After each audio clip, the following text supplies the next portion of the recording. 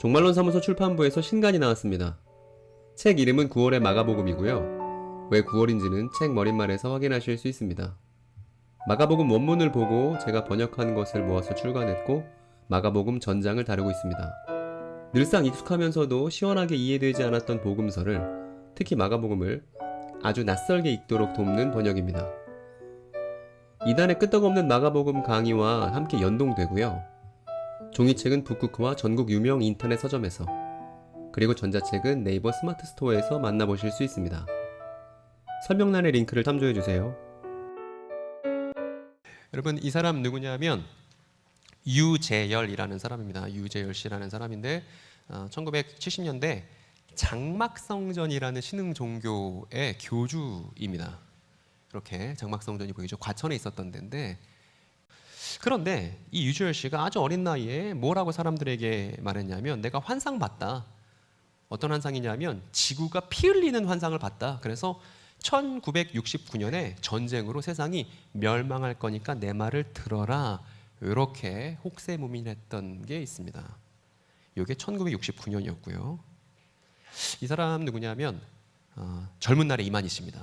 당시 50대인데 지금 나이가 훨씬 많으시지만, 신천지 초기 교리서를 보면 뭐라고 써 있냐면 이렇게 써 있습니다. 1987년이 7년 대환난이자 아마겟돈이다 라고 신천지가, 지금은 그렇지 않지만 지금은 이 과거를 싹 다 지우려고 애를 쓰고 있습니다만, 신천지가 이 1987년만 하더라도 시한부 종말론을 주장해 왔습니다. 그리고 이 사람은 김주철이라는 사람입니다. 김주철 씨는 여러분 잘 모르지만 이 사람은 잘 알 거예요.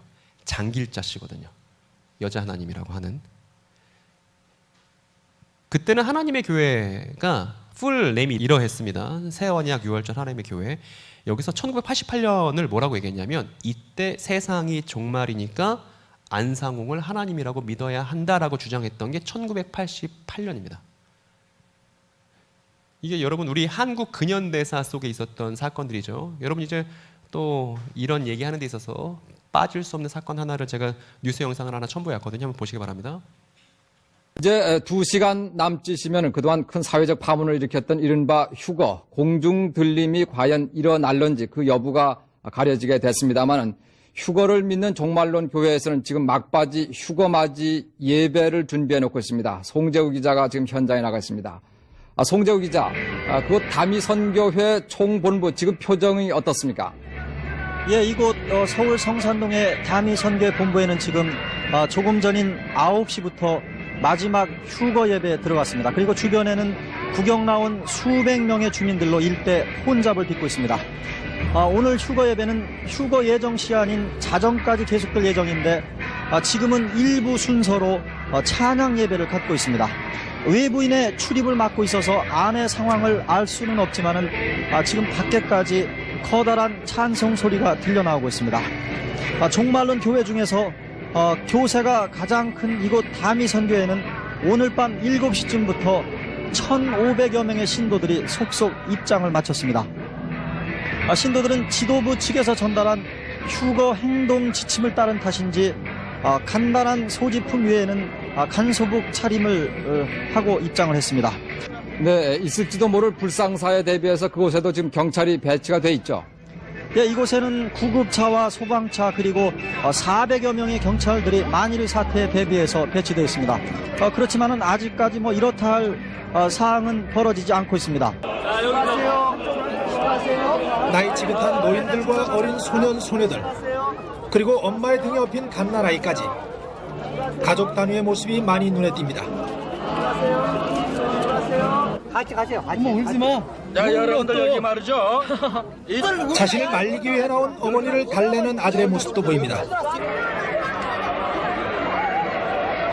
주변에는 근심 어린 표정의 가족들과 호기심 어린 구경꾼들, 그리고 내외신 취재 기자들까지 몰려서 벌써부터 상당히 혼잡합니다. 요게 1992년도에 있었던 이제 다미선교회 사건입니다. 여러분 아까 쭉 휴거 당하려고 행렬 지어서 들어가는 사람들의 얼굴 면면을 보셨죠? 저 사람들 이상한 사람들일까요? 우리 주변에 그냥 흔한 이웃들일까요? 이상한 사람들이 아니에요. 뭔가 세뇌당하고 뭐 정신적으로 문제가 있고 이런 사람들이 아닙니다. 그냥 우리 주변에 흔한 사람들, 평범한 사람들이었는데 그릇된 내용을 교육받고서 그렇게 믿게 됐던 것이죠. 우리도 잘못 알고 있다가 그게 나중에서야 잘못됐네 이렇게 깨닫는 거 많은 것처럼 그 사람들도 마찬가지였던 거죠. 어쨌든 한국 교회 역사를 되돌아봤다고 해서 과언이 아닌데, 종말론 관련한 한국 교회 역사를 되돌아봤다고 해서 과언이 아닌데, 정리해 보면 1969년, 1987년, 88년, 92년 제가 준비해온 것만 굵직굵직한 사건들만 이렇게 4개지 여러 이 시한부 종말론들을 다 취합한다면 이것보다 훨씬 더 많을 거예요. 이 대한민국의 시한부 종말론의 아주 일부만 우리가 확인했던 것입니다. 여러분 이상하지 않으세요? 왜 이렇게 1960년대부터 1990년대까지 이렇게 시한부 종말론이 왜 이렇게 많이 대한민국 사회에서 벌어졌던 걸까요? 뭔가 원인이 있지 않겠습니까? 누구 한 사람이 독단적인 사람만 그렇게 주장한 게 아니라 여기저기서 시한부 종말론을 날짜만 달리해서 주장하는 사람들이 이렇게나 많았던 것입니다. 그러면 이번에 태평양을 건너서 미국을 한번 가보겠습니다. 미국인데, 근데 미국도 상황이 비슷합니다. 거긴 훨씬 더 역사가 오래됐습니다. 1843년에 침례 목사인 윌리엄 밀러가 이제 또 시한부 종말론을 주장을 했고요. 또 여호와의 증인에서는 여호와의 증인이 900만이거든요. 인구가 신천지 뭐 30만인, 20만인 이렇게 얘기했을 때 여호와의 증인 900만인데 여호와의 증인에서도 1914년, 14년, 18년 종말이 올 거라고 이렇게 주장한 바가 있고요. 그리고 이제 1988년에 종말이 온다고 주장했었던 유명한 베스트셀러 중에 대유성 지구의 종말이라는 이런 책이 있습니다. 이 책 내용에 보면 이제 1988년이 종말이다. 이 책의 영향을 받아서 이제 우리나라에서 1988년을 종말을 주장했던 사람이 이제 하나님의 교회도 이걸 관련이 있는 것이고, 그리고 근래죠. 2011년에는 헤럴드 캠핑이라는 사람이 이제 라디오에서 사람들한테 성경 얘기하고 복음 전파하고 이런 사람인데, 이 사람도 2011년에 지구 멸망한다는 종말론을 얘기했다가 불발된 바 있습니다. 여러분 어떻습니까, 여러분? 한국도 그렇고 미국도 그렇고 상황이 비슷해요. 이 사람들 공통점 뭐냐면 휴거, 7년 대환란, 종말, 세상의 멸망 이런 키워드들을 갖고서 시한부 종말론을 주장했던 사람들이 한국에만 있는 게 아니라 이게 범세계적인 현상이었다는 것입니다. 지금 제가 드리고 싶은 얘기는 한국 사람만 이상해서, 한국 사람만 뭔가 특이해서 이 나라에서만 벌어진 게 아니라 이게 미국에서도 한국에서도 거의 전 세계적인 그런 규모를 갖고서 여기저기 세상이 망한다고 주장했던 사람들이 생겨났던 것이죠. 왜 그런 거냐면 그 당시 사람들이 열심히 성경을 연구했던 주류 신학 중에 뭐가 있었냐면 이 세대주의라는 것이 있었기 때문입니다. 혹시 여러분 들어보셨습니까? 세대주의? 세대주의 신학이라는 게 있습니다. 이게 디스펜셔널리즘이라고 하는데, 디스펜사티오라고 이제 라틴어에서 온 건데 뭐냐면 각각 시대마다 하나님께서 일하시는 방식이 있다라고 주장하는 세대주의가 미국에서 아주 유행하고 있었고, 그 유행하고 있었던 영향을 누구도 받은 거냐면 우리나라도 직격탄으로 받은 거예요. 좀 더 제가 구체적으로 말씀드릴게요. 이 세대주의가 뭔지. 이 사람은 존 넬슨 다비라는 사람입니다. 아일랜드 사람인데 이 사람이 정리해서 만든 게 세대주의라는 신학이에요. 특징이 뭐냐면 성경 이야기를 7시대로 나눠서 하나님이 시대마다 일하시는 방식이 있다고 주장하는 사상입니다. 두 번째는 성경에 나오는 예언들이 있지 않습니까? 구약의 예언도 있고 요한계시록도 있는데 그런 예언들을 문자 그대로 눈에 보이는 대로 해석해야 된다는 것이 이 세대주의의 중요한 특징 중에 하나고요.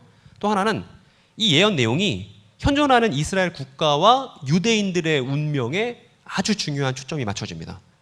그래서 지금 이스라엘 국가가 어떻게 돌아가는지, 지금 유대인들이 어떤 상태에 있는지가 이 세대주의 신학에 있어서 대단히 중요한 내용이에요. 그리고 마지막으로 학문적으로는 이미 많이 쇠퇴했습니다. 이 세대주의를 주장하던 학자들이 많이 있었는데 전향하기도 했고 더 이상 고전적인 세대주의를 학문에서 진지하게 다루지는 않습니다. 그래서 여러분 가르치는 목회자분들이나 전도사님들이 신학교 가서 세대주의 신학을 배웠을 리라고는 볼 수 없는, 이미 학문적으로는 많이 이제 시기가 지나간 그런 것이라 할 수 있습니다. 그런데 문제는 뭐냐면 학계에서는 더 이상 세대주의를 진지하게 생각하지 않을지라도 여전히 사람들의 마음속에는, 사람들의 생각 속에는 이 세대주의에 관련된 생각들이 남아 있어요. 특히 어떤 사람들에게? 미국 사람들에게. 제가 레딧에서 뭐 하나 찾아왔거든요. 이런 거 쉽게 볼 수 있습니다. 공전의 히트를 기록했었던 그 어벤져스 인피니티 워 있잖아요. 거기 타노스가 나옵니다. 타노스가 이렇게 핑거 스냅 딱 하면 지구의 절반이 어떻게 돼요? 싹 다 사라지잖아요. 근데 우리는 그걸 보면서 그렇게 하나 보다. 하지만 미국 사람들은 그걸 보면서 무슨 생각하냐면 저거 휴거다. 그래서 타노스 역할이 뭐다? 예수님이다. 예수님이 오시면 믿는 사람들이 다 하늘로 들려 올라간다는 게 휴거인데 저거 타노스 나온 거 예수님 닮았다. 이렇게 해서 밈이 만들어졌어요. 스냅처라고. 스냅이 뭐냐면 이거고 랩처가 휴거의 영어 단어거든요. 그래서 스냅처라는 단어가 미국 사람들에 의해서 만들어져서 유행처럼 돌기도 했습니다. 그래서 미국의 대중 속에 여전히 지금도 이 세대주의 신학에 관련된 내용들이 살아 있습니다. 그리고 여러분 보신 적 있습니까? 아마겟돈이라는 영화 보셨나요? 아마겟돈, 운석 날아와서 지구 박살나는 그런 영화인데, 이 영화나 딥 임팩트라는 영화도 그때 비슷한 시기에 개봉했었는데 지구 멸망에 대한 얘기 미국 사람들이 영화로 많이 만들어냈죠. 그래서 이런 헐리우드 영화들 때문에 사람들이 정말 그럼 무슨 생각해요? 내 보금자리가 박살나고 지구 멸망하는 그림들을 종말이라는 단어의 의미로 알고 있죠.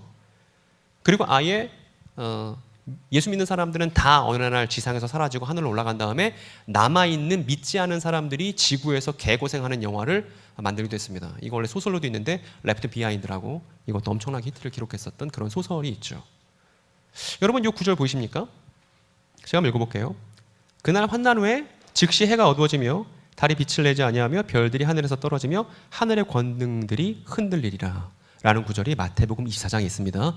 여러분 세대주의적인 입장을 갖고 있는 사람은 이 구절을 어떻게 읽겠어요? 성경에 이렇게 쓰여 있으니까 지구가 박살나는 날이 미래의 어느 순간에는 찾아오겠네 라고 성경을 근거해서 그런 생각을 믿고 있는 사람들이 미국엔 너무나 많다. 여러분 그러면 미국에만 너무 많겠습니까? 우리나라에도 너무나 많습니다. 이게 또 문제가 되는데 어떤 거냐면 지금 말씀드린 이 세대주의 신학이 이스라엘 국가가 어떻게 될 것인지, 이게 이제 예언의 성취라고 주장하다 보니까 지금 현존하는 이스라엘 국가가 어떻게 될 것인지에 지대한 관심이 있습니다. 그래서 중동 정세를 바라보는 정치적인 입장이 되기도 합니다. 그래서 1948년에 이스라엘이 건국됐고 또 1967년에는 예루살렘 구시가지를 점령하는, 이스라엘이 점령하는 일이 있었고, 또 최근에는 트럼프 정부가 대사관을 이전한 일이 있었는데 세대주의적인 관점을 갖고 있는 사람들은 이런 일이 벌어질 때마다 종말이 임박했어, 이제 아마겟돈이 임박했어 라는 성경적 예언의 징조로서 이 이스라엘과 중동 사이에서 벌어지는 일들을 읽으려고 하죠. 그리고 수영로교회는 그런 분들 계신지 모르겠습니다. 7년 대환란 전에 자기는 빨리 휴거됐으면 좋겠다고 그렇게 말씀하시는 권사님 계셨습니다. 혹시 여기 다 대부분 모태신앙들이신가요? 그렇습니까? 모태신앙 아니신 분도 계십니까? 몇몇 계시네요. 모태신앙인 분들은 오늘 집에 가셔서 어머니께 확인해 봐야 되죠. 어머니께 뭐라고 물어보면 돼요? 어머니 휴거 되실 건가요? 한번 물어보면 되죠. 그죠? 어머니 답변을 한번 잘 귀담아 들을 필요가 있습니다. 한국 교회 역사의 산 증인으로서 어머니니까. 또 제가 한 친구, 그 친구 뭐라고 그랬냐면 재림이 안 왔으면 좋겠대요. 이 친구 재림이 올까봐 무서워서 잠을 못 자겠다고 하는 친구가 있었습니다. 왜냐하면 예수님 재림이 온다는 건 지구가 막 박살나고 난리부르스 벌어지고 지금 내가 살고 있는 평안한 삶을 더 이상 영위할 수 없다는 의미니까 차라리 예수님 재림이 안 왔으면 좋겠다고 말하는 친구도 있었습니다. 여러분 예수님 재림 기대되십니까? 근데 제가 만났던 어떤 어린이는 뭐라고 그랬냐면 예수님 재림 싫대요. 그랬더니 왜 싫었더니 그럼 맨날 성가대만 하는 거 아니에요? 이렇게 물어보더라고요. 그런 재림이라면 나도 싫다고 이렇게 답변했던 기억이 나는데, 어쨌든 재림을 두려워하는 청년도 있었습니다. 여러분 이런 아저씨 부산역에 계시나요? 제가 수원 사람인데 수원역에는 항상 계시거든요. 서울역에도 계십니다. 어떤 아저씨냐면 종말이 임박했으니까 666 베리집 조심하라고 이렇게 외치는, 부산역에 계신가요? 이렇게 두려운 재림, 두려운 종말 얘기하시는 아저씨들 말입니다. 여러분은 종말에 대해서 어떻게 생각하시나요? 여러분 약간 여러분 리더들이시고 오늘 또 편한 시간이니까 시간도 충분히 할애 받았으니까 좀 여러분 얘기를 들어볼까요? 종말 뭡니까 여러분? 뭐 수용론 교회 전체를 대표한다면 너무 부담스러우니까 그냥 여기 있는 분들 중에 아무나 자기 의견 그냥 솔직하게 피력하시는 분 계셨으면 좋겠습니다. 혹시 손 들고 좀 얘기하실 분 안 계신가요? 종말 뭔가요, 여러분? 내가 이해하는 종말이란 이런 것이다. 다들 이제 눈치를 보고 있는 상황. 누군가 총대를 매주기를 바라는 마음으로. 괜찮습니다, 여러분. 뭐 오답이 있어야 좋습니다. 오해가 있어야 이해가 있는 법이죠. 오해는 이해로 가는 가장 빠른 길일 수 있습니다, 여러분. 여러분 종말 어떻게 생각하시나요? 말씀해 주실 분 안 계신가요? 예, 자매님 누군가요? 예, 자매님 말씀하십시오. 종말 뭔가요? 예.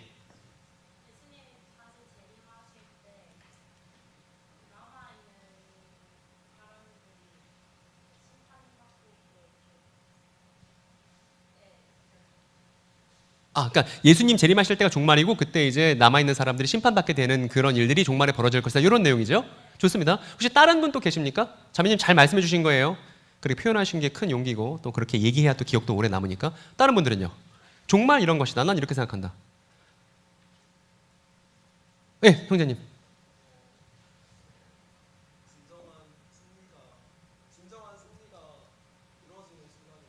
언제쯤 진정한 승리가 이루어질까요? 마찬가지로 자매님과 마찬가지로 예수님께서 재림하실 때 진정한 승리가 이루어질 것이고 그것이 종말이다. 이렇게 말씀하신 겁니다. 좋습니다. 자매님, 형제님 잘 말씀해 주셔서 감사하고요. 어쨌든 뭐 지구가 멸망하고 나의 보금자리가 파괴되고 사이비들이 종말 많이 얘기하니까 혹시 사이비 아닌가? 저희 그 조직 이름이 종말론 사무소잖아요. 숱한 오해를 받습니다. 제가 어떤 일이 있었냐면 제가 방송국에 한번 이제 초청을 받아서 갔거든요. 갔는데 어떻게 소개를 하면 좋을까요? 그래서 종말론 사무소의 윤재덕 소장이라고 소개해서 이렇게 방송국 PD분한테 KBS 라디오 방송국 PD분께 말씀드렸더니 방송국 PD님이 난색을 표하시면서 그냥 교회 전도사라고 소개하면 안 되나요? 종말론 사무소는 좀 이러시더라고요. 제가 그때 알았습니다. 이 사회가 종말론을 받아들이기 너무 버거워한다는 걸 알았는데 여러분 종말론은 좋은 거예요. 종말론은 성경을 이해할 때 꼭 필요한 내용입니다. 근데 이상하게도 자꾸 이렇게 지구 멸망하는 얘기로 종말을 이해하니까 종말에 대해서 사람들이 터부시 여기는 그런 일들이 많이 벌어집니다. 저는 여러분 종말론을 너무 좋아하고 종말론에 지금 빠져서 사는 중인데 기독교인이라면 응당 종말론을 너무너무 좋아해야 되고 잘 이해해야 된다고 생각합니다. 자, 어떤 일이 있었냐면 제가 한 번은 백화점에 친구랑 놀러 갔다가 이렇게 에스컬레이터 쭉 내려가고 있었어요. 근데 이제 에스컬레이터 맨 그 아래에 되게 잘생긴 청년이 저한테 뭘 종일 나눠주면서 종말론입니다 이렇게 얘기한 거예요. 저 너무 깜짝 놀라서 왜 놀랐냐면 나만 종말론 생각하는 줄 알았거든. 나처럼 이렇게 종말론에 미쳐있는 애가 또 있는지 몰랐거든요. 그래서 너무 놀라서 종말론이요? 이렇게 종이를 받았어요. 그랬더니 이제 저 너무 막 흥분돼갖고 옆에 있는 친구한테 야 종말론이랬더니 옆에 있는 친구가 종말론 아니고 조말론이라고 얘기를 했었던 기억이 납니다. 그 친구는 아니었던 것이죠. 종말론은 나밖에 생각 안 했던 건데 여러분 예수님 믿는 사람이라면 종말에 대해서 정확히 알고 제대로 된 종말론 이해가 반드시 필요하다는 걸 여러분 말씀드립니다. 어쨌든 안 왔으면 좋겠다는 주장도 있고 재난이 벌어진다 이런 내용들이 있습니다. 그리고 아까 형제님 자매님 말씀하신 것도 사실은 유감스럽게도 세대주의적 종말론의 느낌이 많이 납니다. 왜 그런지 이제 뒤에서 확인해 보시면 될 건데 어쨌든 이렇게 개박살 나는 종말을 다들 이해하고 있습니다. 세대주의. 그래서 우리가 한번 세대주의를 제대로 한번 이해해 보자. 그리고 세대주의의 종말론이 어떻게 문제가 있으며 제대로 된 종말은 어떤 것인지 우리가 확인해 보자. 요게 우리가 하려는 일입니다. 오늘. 교회는 오늘날 이 현상을 어떻게 이해하고 있나요? 이 세대주의가 어떻게 만들어졌는지 역사적 과정을 설명드릴게요. 이 사람 누구냐면 루터예요. 종교개혁자 루터입니다. 이 사람은 깔뱅입니다. 그리고 우리 교단은 장로교회는 이제 이 깔뱅의 후손들인 것이죠. 루터, 깔뱅. 이 종교개혁자들은 적그리스도 하면 단연 이 인물을 떠올렸습니다. 누구냐면 교황이 적그리스도다 이렇게 주장했습니다. 교황이 적그리스도다. 물론 지금 어떤 학자들도 진지하게 요한계시록 연구한 학자들도 교황이 적그리스도다 이런 얘기 하지 않습니다. 그러나 이 종교개혁자들이 자신의 시대 안에서 교황이 적그리스도 맞는 것 같아 이런 책들을 많이 냈습니다. 그런데 누가 등장하냐면 프란시스코 리베라라는 사람이 등장합니다. 여러분 외국인 이름 나오면 약간 혼미해지지 않으세요? 그래 혼미해지죠. 한번 우리 읊어나 볼까요? 프란시스코 리베라 뭐라고요? 예, 그런 사람이 있었습니다. 이 사람 누구냐면 16세기 예수의 신부예요. 뭐라고 주장했냐면 내가 적그리스도의 정체를 알아냈어. 이렇게 책을 씁니다. 그 책 내용 뭐냐면 다니엘서에 대한 해석인데 다니엘서에 이런 구절이 있거든요. 제가 읽어볼게요. 하나님께서 너의 백성과 너의 거룩한 도성을 위하여 70일의 기간을 정하셨다. 이 기간이 지나가야 반역이 그치고 죄가 끝나고 속죄가 이루어진다. 이렇게 한 겁니다. 70일에. 그러니까 70일에가 뭐냐면 70 곱하기 7이에요. 다니엘서가 말하는 것처럼 70 곱하기 7의 기간이 지나야 결말이구나 라는 내용이 다니엘서에 쓰였는데 이걸 프란시스코 리베라가 아주 중요하게 생각했습니다. 그리고 이건 일반적으로 우리가 교회에서 배울 때는 이걸 490년 이렇게 이해하는데 이 리베라도 70일에 70 곱하기 7 이 기간에 주목을 했던 것이죠. 그런데 그 뒤에 나온 보니까 62일에가 지난 다음에 기름을 부어 세운 왕이 부당하게 살해된다는 내용이 다니엘 예언에 등장합니다. 여러분 이거 뭐로 보이세요? 기름 부어 세운 왕이 부당하게 살해된다. 뭐 어떤 사건을 일으키십니까? 리베라도 그렇게 생각했던 거예요. 이거는 십자가 사건이야. 그러니까 70 곱하기 7인데 그중에 62 곱하기 7의 기간이 되면 메시아 예수의 십자가 죽음의 사건이 벌어질 거야. 그런데 그 다음 보니까 한 통치자의 군대가 침략해 들어와서 성읍과 성전을 다 파괴한다는 거예요. 그리고 나서 성읍이 종말을 맞는데 전쟁도 벌어지고 성읍이 황폐해지는 일이 벌어진다. 이걸 보고서 뭐 생각한 거냐면 이거 적그리스도야. 그리고 적그리스도가 와서 성읍이 다 엉망진창이 될 거야. 이렇게 생각한 겁니다. 그리고 다니엘 그 뒷내용을 보면 침략하여 들어온 그 통치자는 뭇 백성과 더불어 한 일해 동안에 굳은 언약을 맺을 거다. 한 일해. 그러니까 7 곱하기 7이죠. 그리고 한 일해의 절반이 지날 때 그 통치자가 그러니까 리베라가 알기로는 적그리스도가 희생제사와 예물을 드린 일을 금할 것이다. 그리고 흉측한 우상을 세울 것인데 뭐 이런 내용이 다니엘서에 실제로 나옵니다. 그래서 이런 내용들을 재조합해서 16세기 예수의 신부가 본인의 결론을 가져오는데 어떤 결론을 갖고 오냐면 전체가 70 곱하기 7이잖아요. 71이잖아요. 이거를 끄트머리 한 일회를 남겨두고 69 곱하기 7과 69 일회와 한 일회를 나눈 겁니다. 그리고 이 가운데 뭘 설정한 거냐면 갭을 설정한 거예요.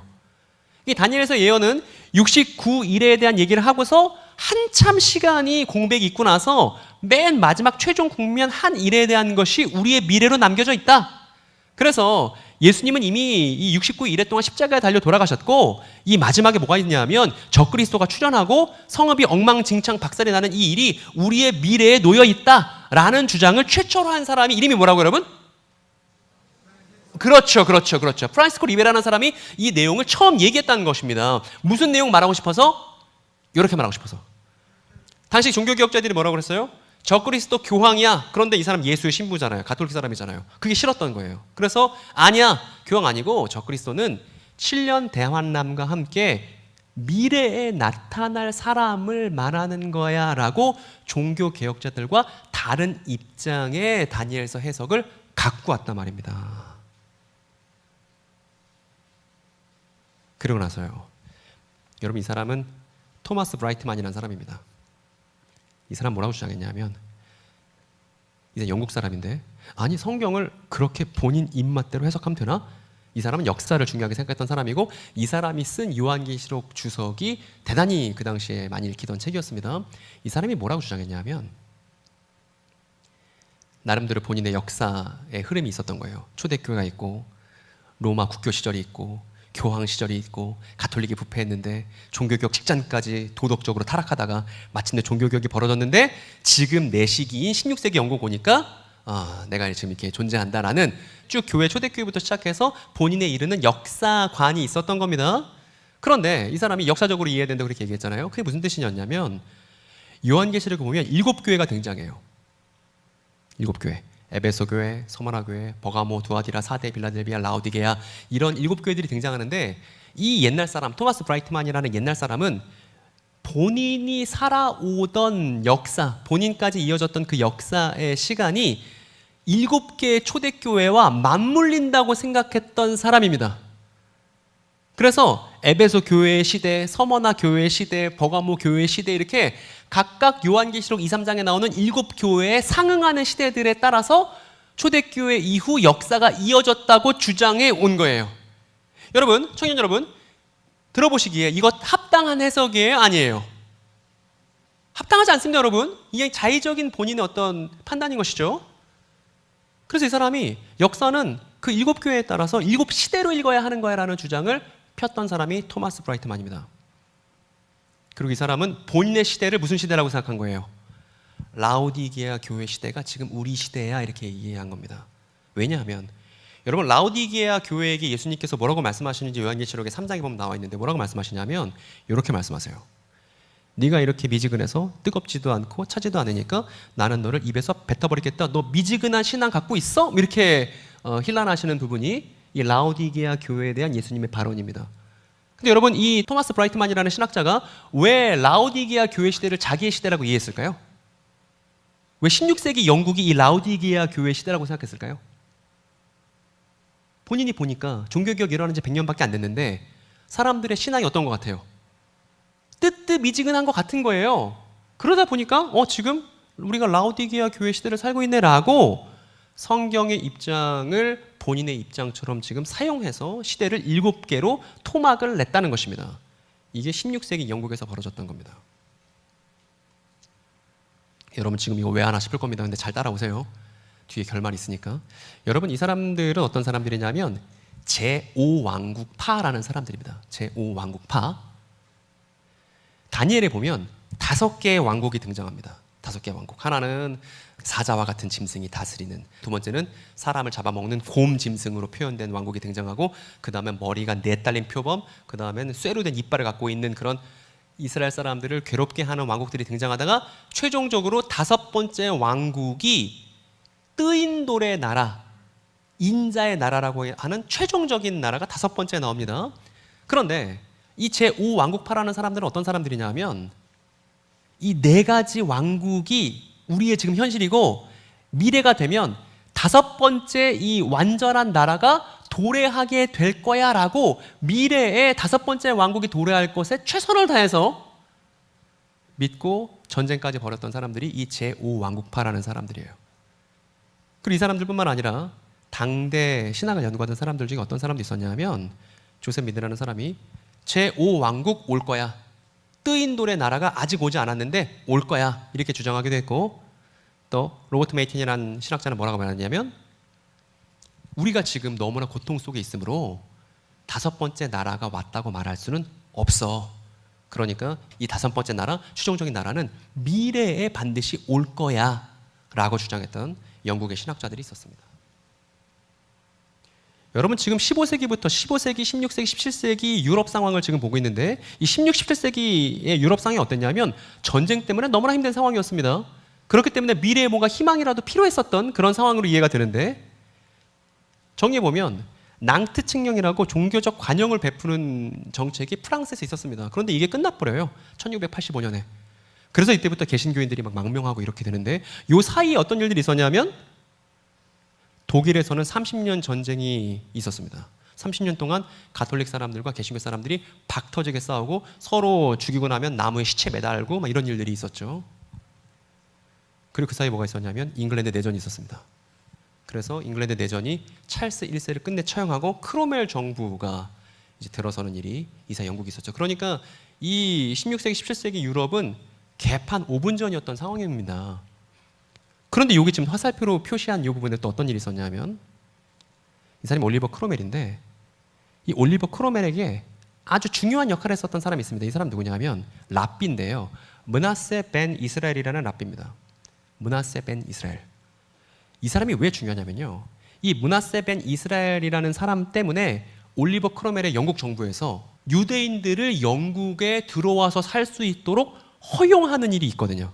이게 1656년입니다. 유대인의 영국 귀환을 허용하는 일이 이 올리버 크로멜에 있었습니다. 누구의 영향이 있었냐면 이 므낫세 벤 이스라엘이라는 사람의 영향이 있었어요. 근데 이 사람이 뭐라고 주장했던 유대인이냐면 종말이 되면 지금은 유대 지파와 베냐민 지파, 이 유대 지파랑 베냐민 지파 하면 유대인이잖아요. 유대인밖에 안 남아있지만 나머지 잃어버린 10지파를 종말이 되면 하나님께서 다 회복시키실 거라는 그런 믿음을 갖고 있었습니다. 시오니즘적인 믿음을 갖고 있었습니다. 그리고 이런 주장에 그 당시 영국 목회자들도 많이 영향을 받았습니다. 그래서 어떻게 생각했냐면 예수님 재림 때가 되면 대거 유대인들이 다시 돌아오는 일이 벌어질 거라는 생각을 이때 하기 시작한 거예요. 물론 그 전부터 조짐이 있었습니다만. 어쨌든 여러분, 이 사람이 세대주의 신학을 만든 존 넬슨 다비라는 사람입니다. 여러분, 지금까지 우리가 들어왔던 내용들 낯선 내용이겠지만 한번 여러분 떠올려 보십시오. 프란시스코 리베라가 있었습니다. 이 사람 다니엘서 나오는 71회에 69를 떼놓고 공백을 만든 다음에 최종 국면은 마지막 한 일에 벌어질 거라고, 그렇게 해서 미래의 적그리스도와 대환난이 벌어질 거라는 주장을 처음 했었던 16세기 신부였고, 이 사람 토마스 브라이트만인데, 이 사람 자의적으로 성경과 역사를 7시대로 토막내서 이해하는 게 이 사람의 신학이었고, 그리고 그 당시 영국에서 어떻게 생각했냐면 하나님의 나라는 미래에 도래할 거라는 입장들이 있었고, 그리고 므낫세 벤 이스라엘이 종말이 되면 잃어버렸던 유대인들이 다 집단으로 돌아오게 되는 일이 있을 거라고 시오니즘적인 그런 주장을 폈습니다. 존 넬슨 다비라는 세대주의를 만든 사람은 사실 새로운 의견을 만든 게 아니에요. 이전에 본인 기준 200년 앞에 있었던 신학들을 총결산해서 종합을 시킨 겁니다. 종합시킬 때 물론 본인의 입장도 있었습니다. 어떤 게 있었냐면 종말이 되면 예수님 재림하실 거고 그때 믿는 사람들은 다 하늘로 들려 올라갈 거야. 갑작스럽게. 그렇게 주장했고, 또 아까 말씀드린 것처럼 성경을 볼 때, 예언 같은 거 볼 때는 상식적으로 내 눈에 보이는 대로 읽어야 돼. 이런 입장들이 하나로 섞여서 뭐가 만들어진 거냐면 우리가 지금 보고 있는 19세기 세대주의 성경 해석이 마침내 종합되었다 이 말입니다. 여러분 지금까지 내용 잘 따라오셨나요? 어렵지 않죠? 그럼 세대주의를 좀 더 자세하게 들어보면 성경과 우리 역사를 몇 시대를 읽겠습니까?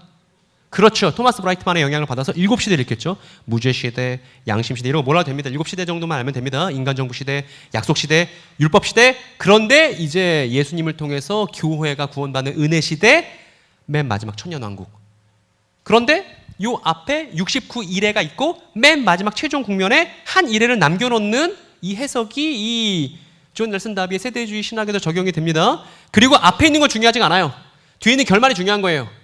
그러면 은혜로 구원받는 이 교회 시대가 끝나면 무슨 일이 벌어지냐면 휴거가 벌어지고, 이때 예수님이 공중으로 재림하시고, 이때부터 예수 믿는 사람들은 공중으로 올라간 상태에서 지상에서 어떤 일이 벌어지는 거예요? 믿지 않는 사람들의 개고생이 7년간 벌어질 거다. 이 주장이 이 세대주의 안에 중요한 요소로 포함된 것입니다. 그리고 천년왕국이 되면 태평성대가 벌어지고, 이때 예수님이 이번에는 지상으로 두 번째 재림을 하신다고. 그러면 이때 유대인들이 집단으로 회심해서 돌아오는 일이 벌어진다는 겁니다. 그러면 그때 최후의 심판이 있고 우리가 살고 있던 지금의 우주는 다 소멸되고 다시 우주를 창조하시는 일이 벌어진다. 이게 세대주의 내용의 골자입니다. 여러분 아까 형제님과 자매님 얘기하셨잖아요. 예수님 재림하시면 믿는 사람들 이제 구원받고 지상에 있는 사람들이 고생하고, 사실은 어떤 신학의 영향이 있는 거예요? 세대주의 신학의 영향에 우리도 아주 편하게 익숙하게 지금 받아들이고 있는 것이죠. 여러분 이 사람이, 이 존 넬슨 다비라는 사람이 이 세대주의 신학을 너무나 고집하다 보니까 본인 살고 있는 동네에서 쫓겨났습니다.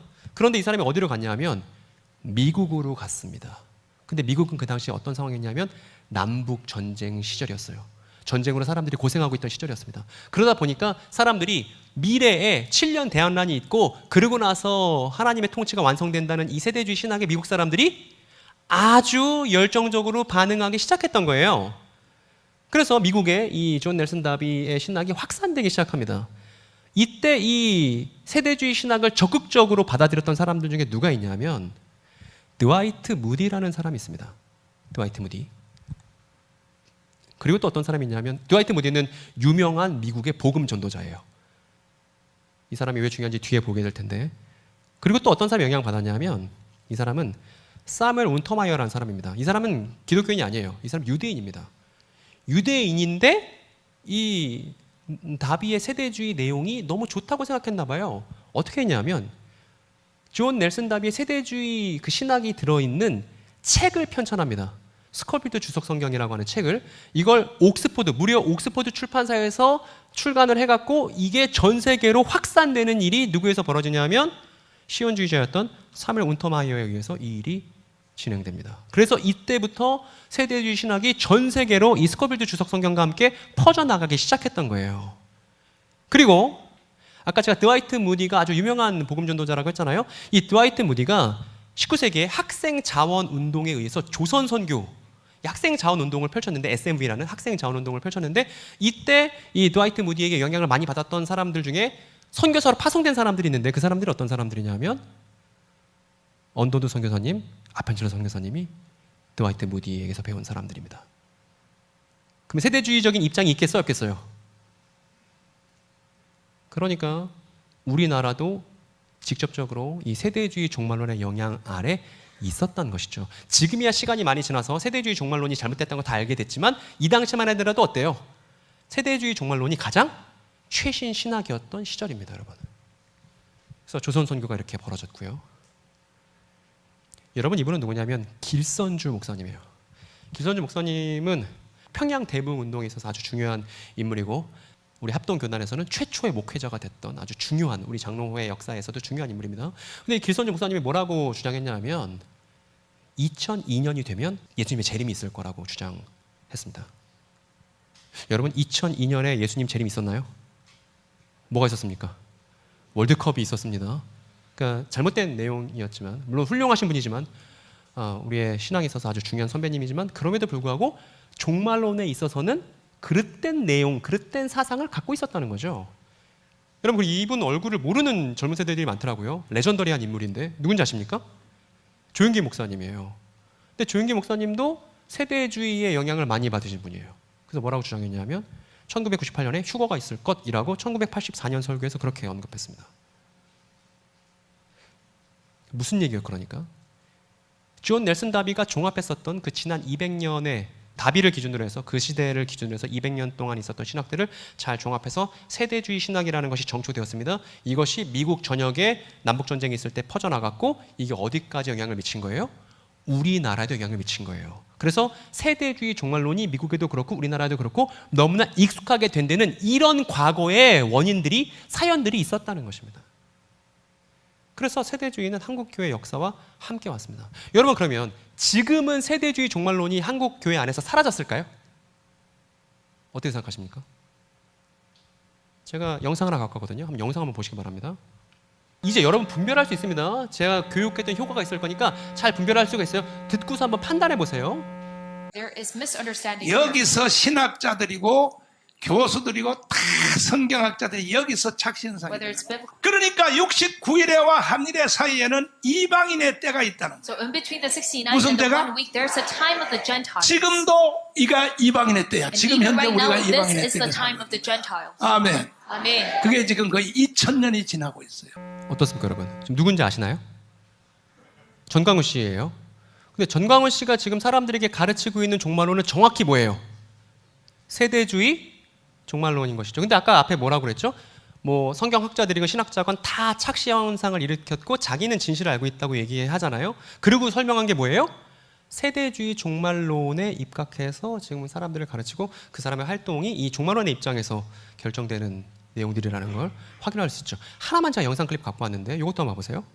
So now is the time to save the 그 Gentiles. 요한계시록을 말하면 뭐냐면 So the terms of 1장, 2장, Revelation. 3장을 통과하고 있는 거예요. We are going through 3장 중에서도 마지막으로 라오디게아 교회 chapter 1 through 여기까지 3 지금 온 거야. at the time of 아멘. Laodicea. 어떻습니까? 아까 라오디게아 교회 시대가 자신의 시대라고 말했던 건 사실 전광훈 씨가 원조가 아니죠. 누가 원조였어요? 이름 기억납니까? 그렇죠. 토마스 브라이트만이 원조였죠. 그러니까 그 시절 했었던 세대주의에 영향을 미쳤던 그 사상이 오늘날도 여전히 대중들의 인식 속에 남아있고, 이 전광훈 씨의 설교를 듣는 많은 어머니들은 저걸 고지고대로 또 믿지 않겠습니까? 그러니까 지금 여전히 세대주의 신학이 학문에서는 진지한 평가를 받지 못하지만 여전히 대중들의 인식 속에는, 미국 사람들의 생각 속에서, 또 우리나라 사람들, 우리나라 기독교를 접했던 사람들의 생각 속에서 아주 자연스럽게 남아있다는 걸 확인해 볼 수 있습니다. 그러니까 우리가 종교개혁부터 역사를 쭉 훑어서 이렇게 왔는데 여전히 지금도 이 세대주의 문제가 현재 진행형이라는 것을 우리가 확인하게 된 것이죠. 아까 그 정광훈 씨 영상에 보니까 이런 화면 띄워놓고서 사람들 가르쳤잖아요. 가운데가 뭐예요? 69일에와 한 일회 사이에 갭을 만들어 놨었던, 여러분 누군지 기억납니까? 16세기 예수의 신부 이름? 그렇죠. 프라시스코 리베라가 말했었던 그 갭이 정광훈 씨 가르치는 내용에도 고스란히 들어있다는 것이고, 이분인데 정광훈 씨는 지금도 이제 생존하고 있는 인물이잖아요. 여전히 세대주의 영향 속에 많은 사람들이 이런 내용들이 진실이라고 배우고 있는 상황이다. 근데 여러분, 정광훈 씨는 유감스럽게도 이제 반성경적이고 비신앙적이고 비신학적이라고 주 8개 교단에서 이단 사이비 대책위원장 연합회들이 모여서 이렇게 결의한 적이 있었고, 또 한기총에서는 이단 규정이 있었고, 또 집회 참여 금지가 우리 교단 수영로교회가 소속되어 있는 예장 합동에서 2021년에 집회 참여 금지가 106개 총회에서 결의가 됐었죠. 그러니까 잘못된 내용이라는 거 이미 알려졌음에도 불구하고 여러분, 교단 결정 여러분 신경 쓰시나요? 교단 총회의 결정 사항에 대해서 잘 전달받고 유념하고 계시는 청교분 계십니까? 잘 없죠, 그죠? 교단 총회 홈페이지 들어가서 막 찾아보고 이런 사람들 잘 없죠. 근데 교단 결정 되게 중요합니다. 교단 신학자들이 열심히 연구한 결과니까. 정광훈 씨 이렇게 얘기했습니다. 지금은 라오디게아 시대. 그러니까 아마 본인 생각하기에 지금 사람들의 신앙이 되게 뜨뜨미지근하다는 판단을 한 거죠. 누구처럼? 토마스 브라이트만처럼. 그리고 이 사람은 누구냐면 정동수 씨예요. 이분도 구독자 50만 명, 58만 명에 육박한 거대 채널을 지금 운영하고 있는데, 이분도 세대주의를 알리는데 아주 열심인 분입니다. 근데 이분도 우리 교단에서 이단성 참여금지 어미경계 이렇게 했는데, 이분은 또 어떤 주장을 또 추가를 하냐면 킹 제임스 성경, 이 16세기에 만들어졌던 성경만이 오류 없는 유일한 성경이다, 이런 주장에서 이단성이 있다고 또 결의가 된 분입니다. 여기 뒤에 보이시는 그림을 보면 우리가 앞에서 배웠던 세대주의 내용 그대로입니다. 여러분, 충격적인 건 뭐냐면 지금 이 채널, 여러분 보고 계신 채널은 구원파 채널이에요. 구원파 교리를 가르치는 이한규 TV라는 채널인데, 여러분 구원파에서 가르치는 종말론 어떻습니까? 구원파 종말 어때요? 62일에 보이시죠? 그리고 69일에, 그리고 마지막 한 일회가 미래로 이렇게 빠져 있죠? 그 밑에 7년 대환란 보이시고 맨 마지막 결말이 천년왕국 보이십니까? 전형적인 구원파 종말론은 뭐예요? 세대주의 종말론이죠. 그러면 이단이든 이단이 아니든 할 것 없이, 아까 조영규 목사님도 그랬으니까, 길선주 목사님도 그랬으니까, 그러니까 지금 한국교회는 세대주의 영향에 아주 영향을 지대하게 받았다고 말할 수 있는 것이죠. 여기 이제 이방인의 때 갭이 보이시죠? 그래서 구원파의 성경 해석도 마찬가지입니다. 그러니까 우리가 처음에 봤었던 재리 많았으면 좋겠어요, 지구 파괴되는 거 아니에요? 마지막에 다 대환란 벌어지고 그 다음에 최종 국면 있는 거 아니에요? 이렇게 믿었었던 게 정체가 뭐였냐면 세대주의 신학에 입각한 종말론이었구나. 사람들이 종말 무섭습니다, 종말 나중에 큰일 나는 거 아닙니까? 라고 주장했던 건 다 그 근거가 어디였던 거예요? 세대주의 종말론에서 말하는 종말이 사람들에게 두려움을 주는 종말론이었구나 라는 걸 우리가 역사 안에서 확인할 수 있게 된 것입니다. 그럼 두 번째입니다, 여러분. 여러분, 이 종말은 어디서 온 걸까요? 종말이란 말. 다비의 사상 중에 중요한 게 뭐냐면 문자주의라고 얘기하는데, 이렇게 얘기합니다. 다비의 성경 읽기 방법은 상식적인 전통에 기반을 두고 있었으며 단어와 의미 사이 평이한 상응을 가정했다라고 이제 세대주의 부상과 침몰이라는 책에서 데니얼 허먼이 얘기했는데, 무슨 얘기냐면 단어를 봤을 때 즉각적으로 상식적으로 이해되는 의미로 이해하는 게 세대주의의 방식이었다는 겁니다. 여러분, 이 방식 괜찮습니까? 성경에 어떤 단어가 있었을 때 그 단어를 딱 읽었을 때 상식적으로 즉각적으로 딱 느낌이 오는 그것으로 이해하는 것, 이거 성경 연구의 바른 방법일까요? 그렇지 않습니다, 여러분. 성경 이해의 첩경은 뭐냐면, 여러분 죄송합니다, 따라해 봅시다. 우리 성경 이해를 위해선 1세기 유대인의 관점으로 돌아가야 한다. 뭐라고요? 당연한 겁니다, 여러분. 여러분이 일기장을 썼어요. 근데 일기장을 땅에 묻어놨습니다. 시간이 2000년이 흘렀어요. 2000년 뒤에 땅을 파봤는데 누군가가 여러분의 일기장을 발견했어요. 그래서 그 시대의 연구가들이 여러분 일기장을 연구하려고 합니다. 누구의 관점으로 그 일기를 연구해야 그 일기에 쓰여있는 의미를 파악할 수 있죠? 당연히 그 일기를 쓴 여러분의 입장에서 파악을 해야 되는 거 아니겠습니까? 근데 갑자기 어떤 할아버지가 옆에 쓱 나타나더니 그 일기에 대해서 내가 잘 알지. 뭐예요? 사짜죠? 거짓말쟁이죠? 그 글을 썼던 그 시대의 관점으로 돌아가야만 비로소 그 글의 의미를 제대로 이해할 수 있는 것입니다. 그렇기 때문에 큐티를 조심해야 되는 거예요. 내 관점, 내 생각으로 보는 게 아니고 그 시절 그 시대로 돌아가서 성경 본문을 이해하지 않으면 우리는 언제나 성경 본문을 오해할 수 있는 것이니까요. 제대로 된 방법론을 갖추는 게 필요합니다. 이렇게 다윗처럼 상식에 기댄 평이한 의미로 이해하는 게 아니고 1세기 유대인의 입장을 숙고해 보는 것이 아주 중요한데, 유감스럽게도 세대주의가 창궐했을 때, 세대주의가 각광받았을 때 그 당시는 1세기 유대인에 관한 면밀한 연구가 없이 종말에 대해서, 신학에 대해서 연구했다는 거예요. 그게 문제였다는 것입니다. 다윗은 유대인의 종말을 알지 못했습니다. 그래서 종말, 세상 끝하면 상식적으로 직관적으로 이해되기를 그럼 끝나는 거 아닌가? 다 망한다는 거 아닌가? 이렇게 이해했다는 거예요. 근데 종말은 그게 아니라는 것입니다. 그래서 좀 더 다윗의 입장을 들여다보면, 세대주의에서 종말과 하나님 나라를 어떻게 말하는지 돌아보면 십자가가 있죠. 근데 이거 62일입니다. 그리고 나서 갭이 있어요.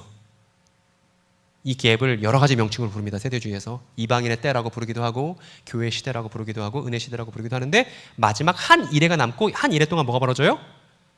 휴거, 공중재림, 7년 대한난 벌어지는데, 이 시기를 종말이라고 이해했다는 거예요. 근데 이거 유대인이 이해한 종말이 아니라는 것입니다, 여러분.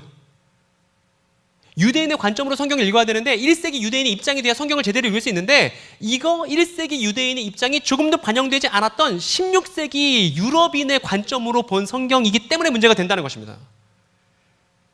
최종 국면이 이렇게 온다는 것도 말이 안 되는 거예요. 여러분, 제가 간단한 예시 하나 갖고 왔습니다. 여러분, 그림 보이시나요?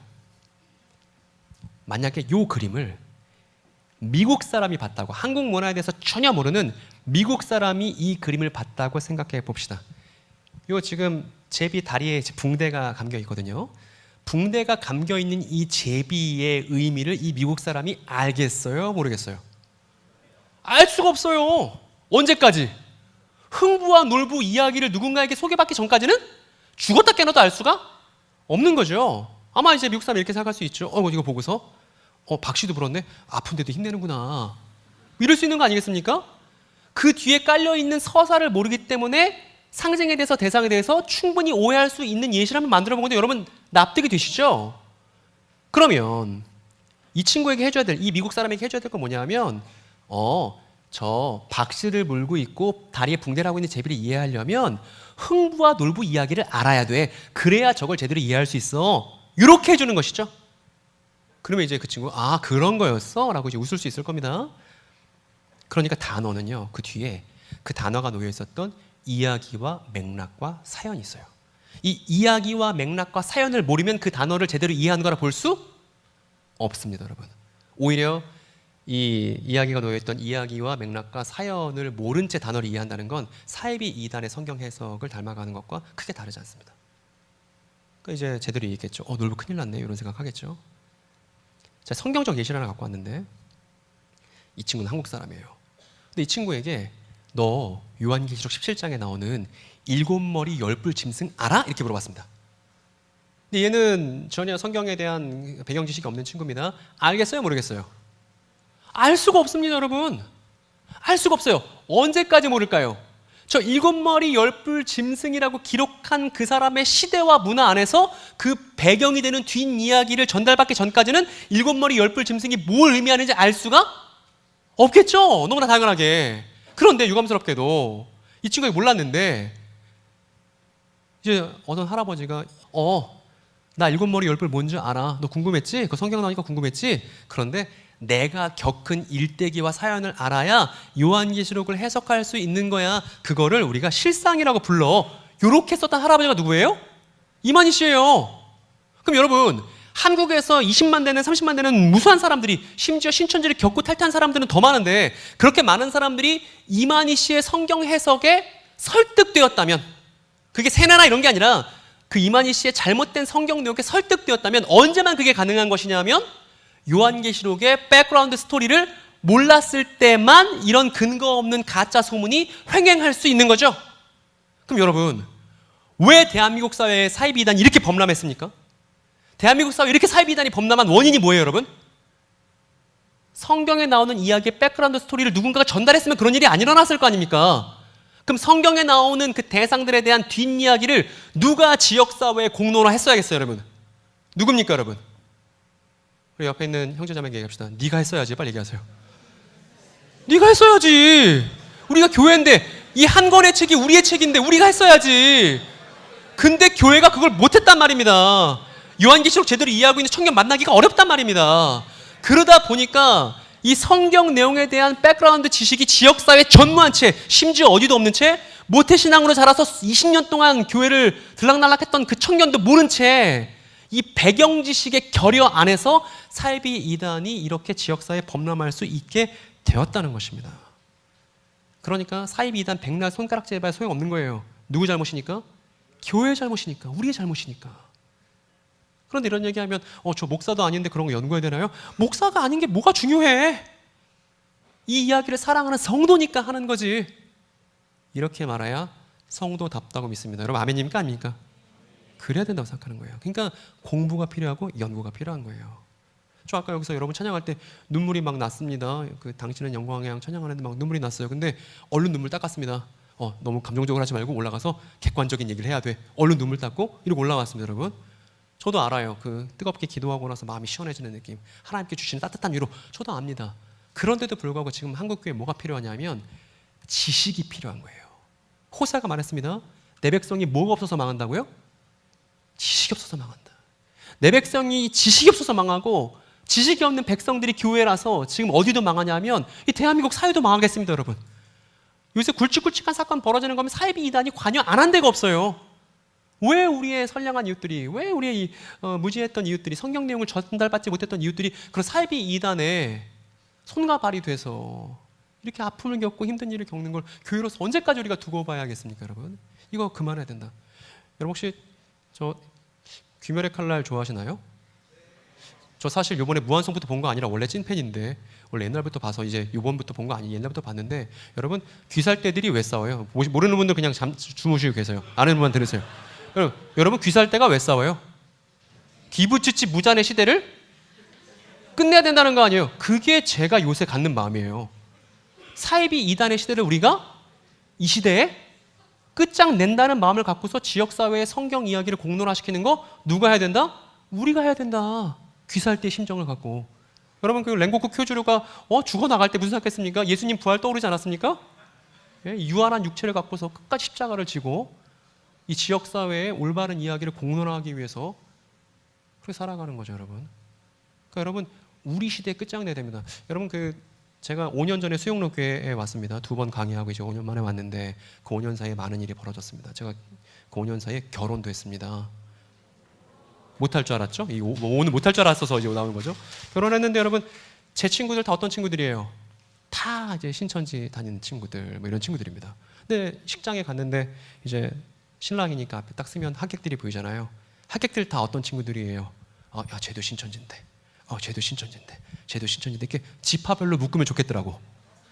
너무 많아서. 근데 여러분 그걸 보면서 제 마음이 너무 좋아하는 게 지금도 이제 저희 집에 맨날 놀러 와서 같이 밥 해먹고 성경 얘기하는 신천지 경험한 친구들, JMS 경험한 친구, 통일교 경험한 친구 잔뜩 있는데 그 친구들 세뇌당한 거 아니고 성경에 대한 올바른 내용 하나만 갖고도 저의 든든한 친구들이 됐던 그런 아주 좋은 친구들입니다. 너무 예쁘고 잘생기고 다 훌륭한 친구들이에요.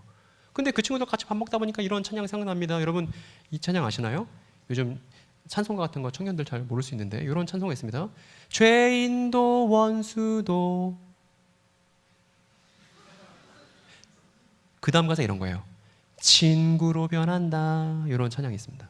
죄인도 원수도 친구로 변한다. 내가 하나님의 원수라서 죄인이었지만 메시아 예수를 통해서 그분의 친구가 되었듯이 마찬가지로 우리가 원수인 줄 알았던 사이비 이단 친구들 알고 보니까 올바른 성경 내용을 찾고 있던 양반들이었네. 그 사람들에게 올바른 내용을 전달해서 그 친구가 입장을 바꿔서 나와 함께 메시아 안에서 참 사랑을 누릴 수 있다면 기가 막혀야 안 막혀요?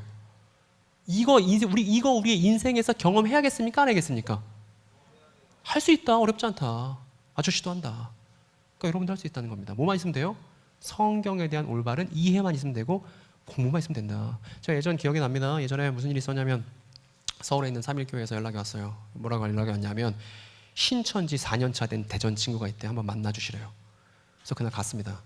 갔는데 제가 그날 배가 무척 고팠어요. 저희 집이 수원이었는데 서울 도착하니까 너무 허기가 졌습니다. 그래서 도착하자마자 저 성경도 보고 다 이제 알겠는데 밥부터 시켜달라고. 그래서 이제 밥을 시켜주더라고요. 밥을 허겁지겁 먹었습니다. 그 신천지 친구가 저를 한심하게 보는 눈빛이 느껴졌는데 그냥 일단 밥부터 먹었습니다. 배고프니까. 그러고 나서 그 친구가 저한테 뭐라고 그랬냐면 당신이 성경 다 깨달았어요? 그러더라고요. 자, 그랬습니다. 예, 다 깨달았습니다. 모르는 게 없습니다. 이렇게 얘기했죠. 아니 설명해 보시라고.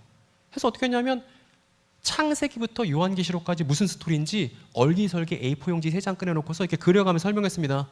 그래서 3시간 걸렸어요. 그래서 창조잖아요. 그다음 아담과 하와가 타락했잖아요. 그다음 아브라함이 있잖아요. 줄줄줄줄 해갖고 마지막에 새하늘과 새 땅이 이렇게 딱 제 성경 전체 이야기를 끝내고 나니까 어떤 일이 벌어졌냐면 그 친구의 두 눈에서 뜨거운 눈물이 떨어지기 시작했습니다. 그러니 그때 어머니도 같이 오셨는데 어머니한테 뭐라고 그랬냐면 엄마 저 이제 신천지 안 갈게요 그러더라고요. 여러분 이게 세뇌입니까? 이게 세뇌로 보이십니까? 이거 세뇌가 아니라 본인이 잘못 알고 있는 거 교정해서 교육한 거 아니에요. 그러더니 삶의 올바른 결정을 한 거 아닙니까? 제가 이 얘기 드리는 얘기 왜 그런 거냐면 제가 얼마 전에 유튜브에서 이번 주인가 손석희 아나운서 나와갖고 패널들 모아놓고 이단 관련된 뭐 하는 걸 봤습니다. 못 들어주겠더라고요. 무슨 사이비 이단에 속한 사람들을 다 정신적으로 문제 있고 통제와 감금 속에서 제대로 사고를 못하는 사람들을 다 만들어 놓고 그러면서 뭐 한국교회가 세습을 많이 해갖고 사람들이 신천지로 간 거 말이 안 되는 얘기들만 하고 있더라고요. 그 영상 나오고 나서 신천지 경험이 있었던 제 친구들이 저한테 연락했습니다. 그게 뭐냐고.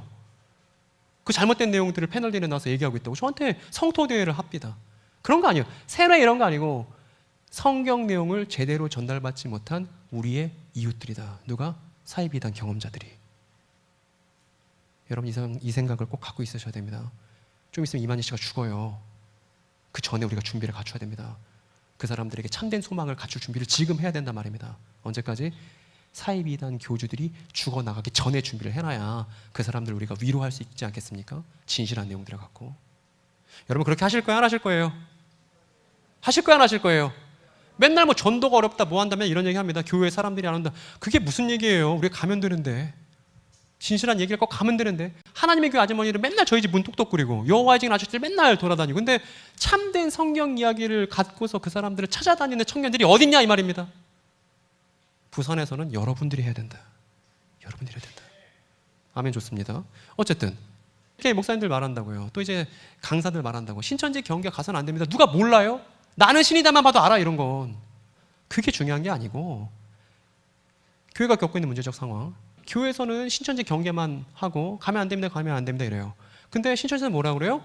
한국교회가 성경 몰라서 그런 거고 내가 성경을 이해할 수 있도록 지식을 너한테 줄게 해서 잘못된 배경 이야기를 전달합니다. 그러니까 한쪽은 없고요. 한쪽은 있어요. 한쪽에 뭐가 없냐 하면 이해를 위한 성경 이해를 위한 뒷이야기가 없고요. 다른 한쪽에 뭐가 있냐면 잘못된 뒷이야기가 있습니다. 그러니까 문제가 두 번 꼬인 거예요. 이 사이비 이단 상황은.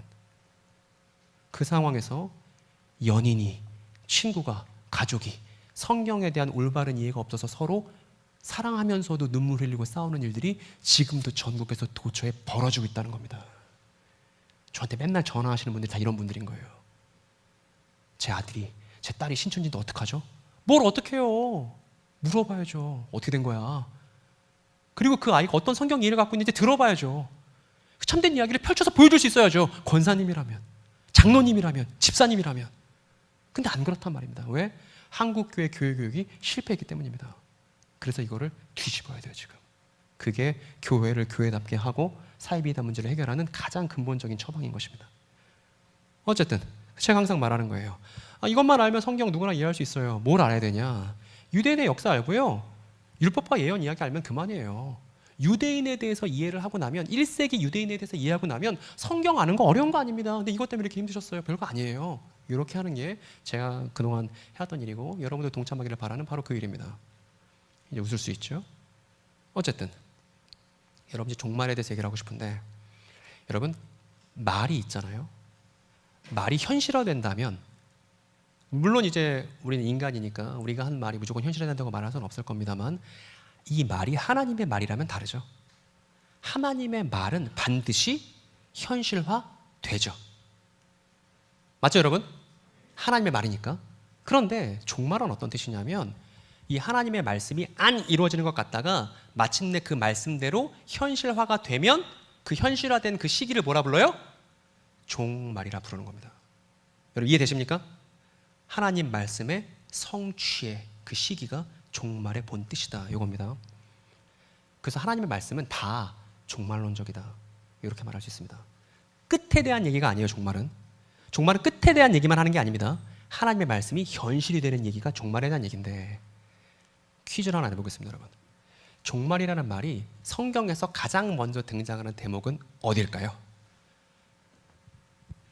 혹시 여러분 아까 제 얘기 들었는데 그 저녁을 다 못 드셨죠? 그 먹으면서 해도 됩니다. 예, 지금 드시면서 드셔도 됩니다. 그 오병이어 하듯이 다 여러분 다 여기 누워 계셔도 괜찮습니다. 누워서 이렇게 드시면서 이제 편하게 드시면 됩니다. 저도 먹으면서 좀 하려고. 여러분 아는 분들 얘기 좀 해주세요. 오답도 괜찮습니다. 종말이라는 말 유대인의 관점에서 이해해 봅시다 이렇게 했는데 종말이라는 말이 성경에서 가장 먼저 등장하는 대목은 어딜까요? 예? 민수기요? 민수기 어떤 분이십니까? 민수기 어떤 내용인지 좀 설명 좀 해주세요.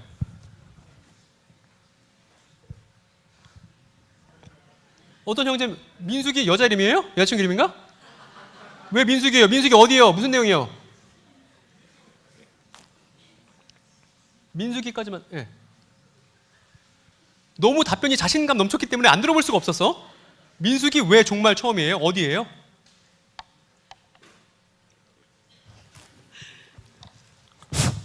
아니 목소리 큰데 마이크가 왜 필요해? 야곱의 민수기 23장 10절에 예. 야곱의 티끌은 누가 능히 세며 이스라엘 4분의 1을 누가 능히 셀고 나는 의인의 죽음을 죽기 원하며 나의 종말이 그와 같기를 바라노라 하매라고 적혀있습니다. 근데 형제님 너무 말씀 잘해주셨습니다. 근데 정답은 아니었습니다. 자신감 넘쳤지만 근데 잘 찾아준 거예요. 잘했습니다. 오답인데도 박수를 받을 만합니다. 좋아요. 다른 분은요? 종말이란 말 처음에 언제 나왔을까요?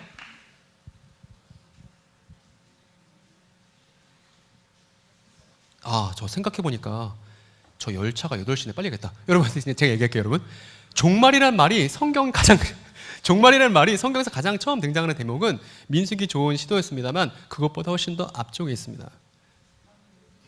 네? 누구예요? 창세기 찍은 거예요? 내용 아는 거예요? 읽었어요? 잘 찍었어요. 보세요 여러분. 창세기 나오는데 여기 지금 이집트입니다. 이 사람이에요. 이 사람이 종말을 처음 얘기한 사람입니다. 누구냐 하면 이 사람이 이제 아들들이 많은 사람인데 이제 이집트가 고향은 아닙니다. 근데 이집트에서 살게 됐습니다. 자기 아들 중에 한 명이 출산하는 바람에. 그래서 이 아버지가 아들들을 모아놓고 유언을 하는 대목이 창세기 끄트머리에 나옵니다. 이 사람 누구게요? 야곱이죠. 그죠? 여기 보면 창세기 49장에 야곱이 아들들을 불러놓고 말했다. 이렇게 시작합니다. 그리고 나서 무슨 구절이 이어지냐면 이렇게 얘기합니다. 충격받았습니까 여러분? 얘들아 모여라.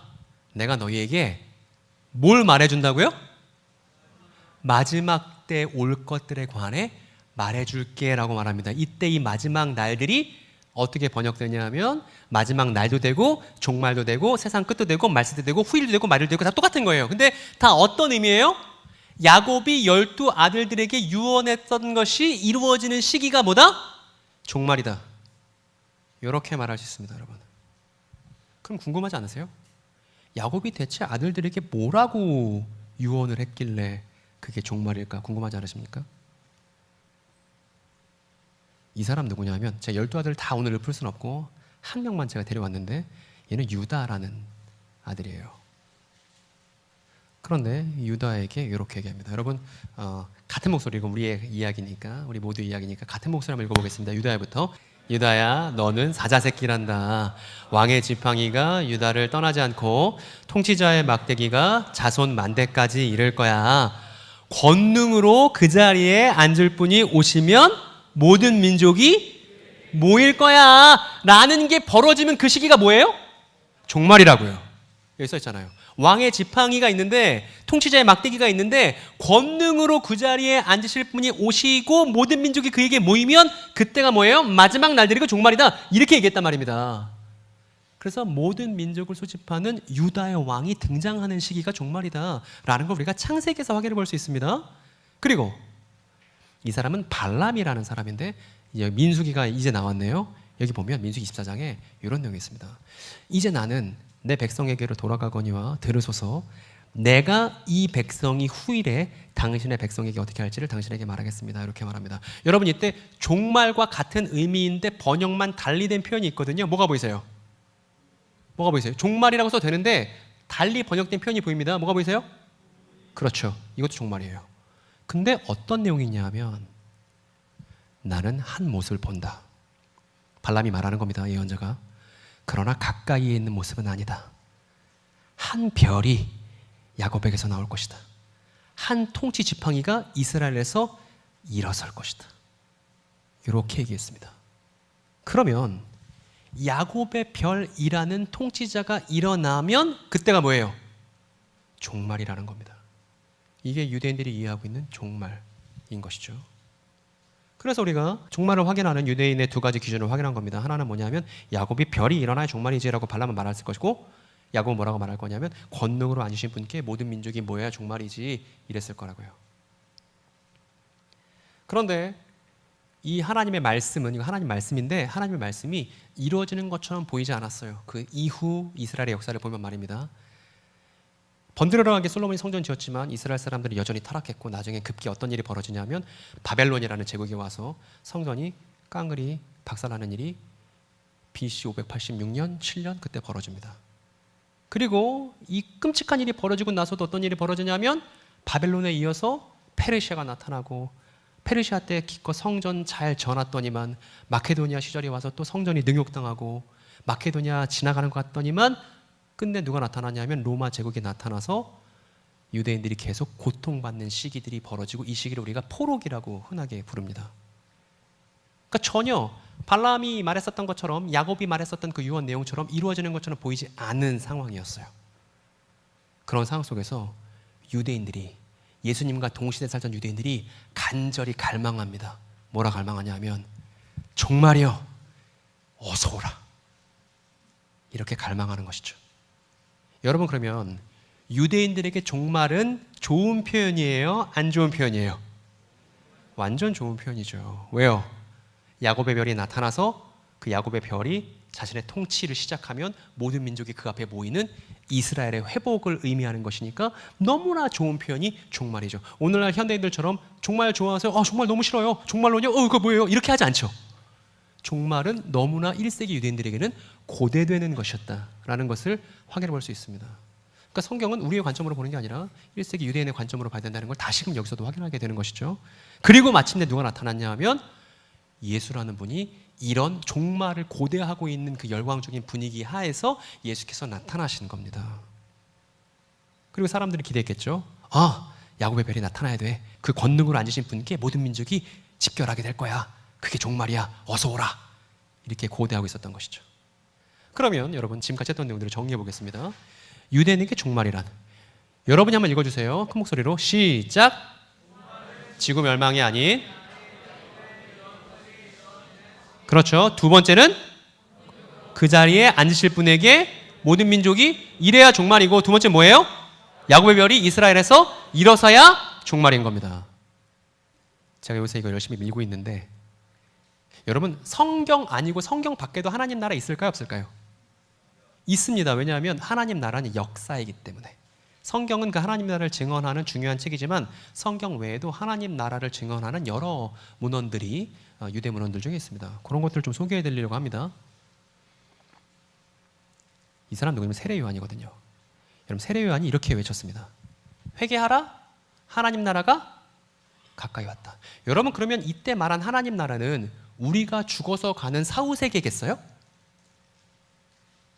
이 세례 요한이 하나님 나라를 발언했습니다. 그러면 하나님 나라, 두 글자라면 천국이잖아요. 천국, 하나님 나라. 여러분, 이때 세례 요한이 말했던 천국, 하나님 나라는 우리가 죽어서 가는 사후세계를 의미하겠습니까?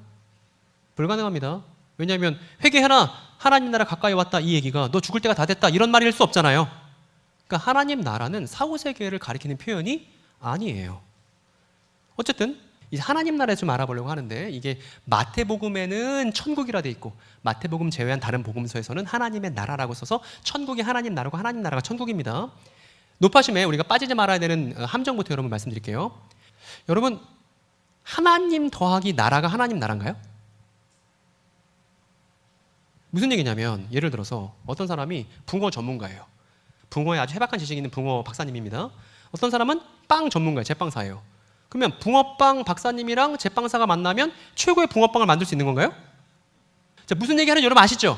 저렇게 단어를 토막내서 내 방식대로 이해하는 거, 단어를 알기 위한 제대로 된 접근이 아니라는 겁니다. 마찬가지로 여러분, 하늘을 열심히 연구하고 나라를 열심히 연구하면 하늘나라 알 수 있습니까? 아닙니다. 그렇지 않아요. 이 하늘나라, 천국을 유대인들이 어떠한 용례로 사용했는지를 확인하기 전까지는 이 단어의 의미를 제대로 아는 게 아닌 거예요, 여러분. 이게 중요한 겁니다. 내 식대로 이해하는 게 아니라 유대인의 입장에서. 게다가 원문으로 보면 하늘나라도 아니에요. 그 하늘들의 그 나라고, 하나님의 나라도 원래 그 하나님의 그 나라라고 정관사를 살려야 되는데 우리가 흔하게 한국어 번역에서 정관사를 지워버리죠. 원문으로는 이렇게 쓰는데 요거예요. 여러분 요거 한번 읽어주세요. 큰 소리 읽어주세요. 이 단어를 처음 사용한 사람들이 어떤 의미로 사용했는지 용례를 살펴보면 이게 아주 중요하다는 것입니다. 그래서 제가 여러 문헌들을 뒤져봤는데 이런 문헌들이 있습니다. 솔로몬의 지혜서, 솔로몬의 시편, 사회문서, 이사야 탈금, 미가 탈금, 모세 승천기, 이런 예수님이 오시기 100년, 200년 전에 있었던, 예수님이 이 땅에 오시기 전에부터 있었던 유대 문헌들이 이렇게 있는데, 이 유대 문헌들에 다 뭐가 등장하냐면 하나님의 나라라는 표현이 공통적으로 등장합니다. 제가 여러분께 소개하고 싶은 건 모세 승천기라는 문헌에 쓰여 있는 내용인데, 모세 승천기가 뭐냐면 예수님 시절에 어떤 익명의 유대인이 기록한 문학이에요. 그런데 이제 두 부분으로 나눠져 있는데, 모세가 유언한 부분과 모세가 승천한 부분으로 나눠져 있는데 오늘날 다 보존되어 있는 건 아닙니다. 그런데 이 내용이 성경 안에 나와요. 이 모세 승천기 내용이 성경 안에 인용되어 있습니다. 유다서 1장 9절에 나오는데 이게 중요하죠. 예수님과 동시대 유대인들이 성경을 어떻게 이해했을지를 우리가 확인해 볼 수 있는 아주 중요한 자료가 모세 승천기라는 그런 유대 문헌이 있습니다. 요새는 너무 검색 잘 돼 있어갖고요, 검색만 하면 바로 나옵니다. 챗GPT 갖다 주면 다 번역해 주니까 찾아보는 게 어려운 것도 아니죠, 청년들에게 있어서는. 유다서 이런 내용이 있습니다. 천사장 미가엘이 사탄이랑 싸우는 장면이 나와요. 뭘 두고 싸우냐면 모세의 시체를 두고. 근데 이 모세의 시체를 두고 천사장 미가엘과 사탄이 싸우면서 논쟁하는 내용은 어디에 등장하는 거냐면 모세의 승천기라는 문학 작품에 등장하는 내용입니다. 이렇게 유다가 자신의 서신에 인용할 만큼 당시 1세기 유대인들과 기독교인들에게는 아주 익숙했던 문헌이 모세의 승천기라는 문헌입니다. 다시 정리해보면 AD 1세기잖아요. 예수님 시기고 BC 1세기각보다 100년 전이잖아요. 이때 유대인들이 이제 살았었는데 모세 승천기는 아주 예수님과 동시대에 있었던 사람들이 접했었던 그런 문헌이기 때문에 성경 이해, 그 당시 1세기 유대인들이 이해하는 데 있어서 너무나 중요한 자료가 된다. 물론 성경만큼 중요한 책은 아니지만 그 내용에 보면 이런 내용이 써 있습니다. 여러분 하나님 나라 보이시나요? 보이시죠? 성경 아닌 문헌에도 하나님 나라 나오는 거예요. 거기 보니까 하나님 나라가 모든 피조물 가운데 나타날 것인데 그러면 무슨 일이 벌어진대요? 사탄이 끝을 가질 것이다 라는 표현이 보이실 겁니다. 이게 뭐냐면 지금 제가 캐릭터 하나 만들었는데 이 캐릭터 이름은 슈무엘이에요. 슈무엘. 1세기 평범한 유대인을 대표하는 슈무엘이라는 캐릭터입니다. 이 슈무엘이라는 친구는 평범한 유대인인데 이 친구한테 하나님 나라 뭐야? 라고 물어본다면 얘는 모세 승천기를 읽었을 거니까 이렇게 답변할 거예요. 사탄이 끝장나면 하나님 나라지? 이렇게 말했을 겁니다. 그래서 이게 평범한 1세기 유대인의 하나님 나라였는데, 두 번째는 그 다음 내용 보니까 그리고 땅이 떨며 그 끝까지 흔들릴 것이고 높은 산들은 낮아지고 흔들리고 골짜기도 무너져 내릴 것이고 태양빛은 빛을 주지 않고 어둠으로 변할 것이고 달은 그 빛을 주지 않고 피로 변할 것이고 별들의 무리들이 흐트러질 것이다 라는 내용이 모세 승천기에 나옵니다. 여러분 이 내용들을 보면 아까 존 넬슨 다비나 현대인들은 지구 멸망하는 거 아니야? 우주에서 막 운석 떨어지는 거 아니야? 이런 생각하지만 1세기 유대인은 그런 생각을 안 할 거예요. 왜냐하면 이런 구절이 있거든요. 너 아침의 아들 계명성이여 어찌 그리 하늘에서 떨어졌으며 너 열국을 엎은 자여 어찌 그리 땅에 찍혔는고 블라블라 나오는 구절이 있습니다. 이사야서 구절인데 여러분 이 구절 익숙하신가요? 이 구절 익숙하세요? 신천지 교인들 중에 이 구절을 모르는 사람들은 없습니다. 왜냐하면 이 구절을 사탄이 타락한 것으로 이해하기 때문입니다. 그래서 여기 보이는 너 아침의 아들 계명성을 누구로 이해하고 있냐면 사탄이라고 이해합니다. 그리고 그 사탄이 이제 땅에서 떨어진 사건이 벌어졌다 이렇게 주장하거든요. 그렇게 알고 계셨던 분 안 계십니까? 기독교인들 중에서도 이 구절을 사탄과 관련해서 이해하시는 분들이 되게 많은데 여러분 이 너 아침의 아들 계명성 사탄일까요? 너 아침의 아들 계명성 사탄인지 아닌지를 확인해 보려면 우리가 어떻게 하면 좋을까요? 여러분 큐티를 하다가 이사야 14장을 읽었습니다. 여기 너 아침의 아들 계명성이 나왔습니다. 이 정체를 파악하려면 우리가 어떻게 하면 이거 알 수 있나요? 뭐 어떻게 하긴 해요. 그냥 앞쪽 읽어보면 되죠. 그죠? 앞쪽 읽어보면 이렇게 써 있습니다. 아침의 아들 계명성 누구예요? 바벨론 왕이죠? 너희는 바벨론 왕에 대하여 노래를 지어서 이르기를 하면서 블라블라 나오다가 너 아침의 아들 계명성이 나오는 거예요. 그러니까 아침의 아들 계명성은 루시퍼가 아닙니다. 사탄이 아닙니다. 바벨론 왕이에요. 확인해 볼 수 있습니다. 그러니까 이 바벨론 왕이 타락했고 하나님의 심판을 받는다는 내용에 있어서 지금 이 1세기 평범한 유대인은 어떻게 이해하고 있냐면 하늘의 별이 떨어지는 천체 활동으로 이해하고 있다는 것입니다. 천체 활동으로 악한 권력이 심판받는다는 것을 표현하는 거예요. 1세기 유대인에게는 이게 아주 익숙한 방식이었다는 것입니다. 이런 구절도 있습니다. 에스겔에 보면 사람아 너는 이집트 왕 파라오를 두고 슬픈 노래를 불러라 라는 구절이 에스겔 32장에 나오는데 뒤에 보면 이렇게 얘기합니다. 이집트 왕에 대해서 내가 네 빛을 꺼지게 할 때 하늘을 가려 별들을 어둡게 하고 구름으로 태양을 가리고 달도 빛을 못 내게 하겠다. 하늘에서 빛나는 광채들을 모두 어둡게 하고 네 땅을 어둠으로 뒤덮어 놓겠다. 나 주 하나님의 말이다 라고 말씀이 이어집니다. 무슨 얘기냐면 해도 달도 빛도 제 기능을 못한다는 말은 타락한 왕이 이제 심판받는다는 문맥이라는 거예요.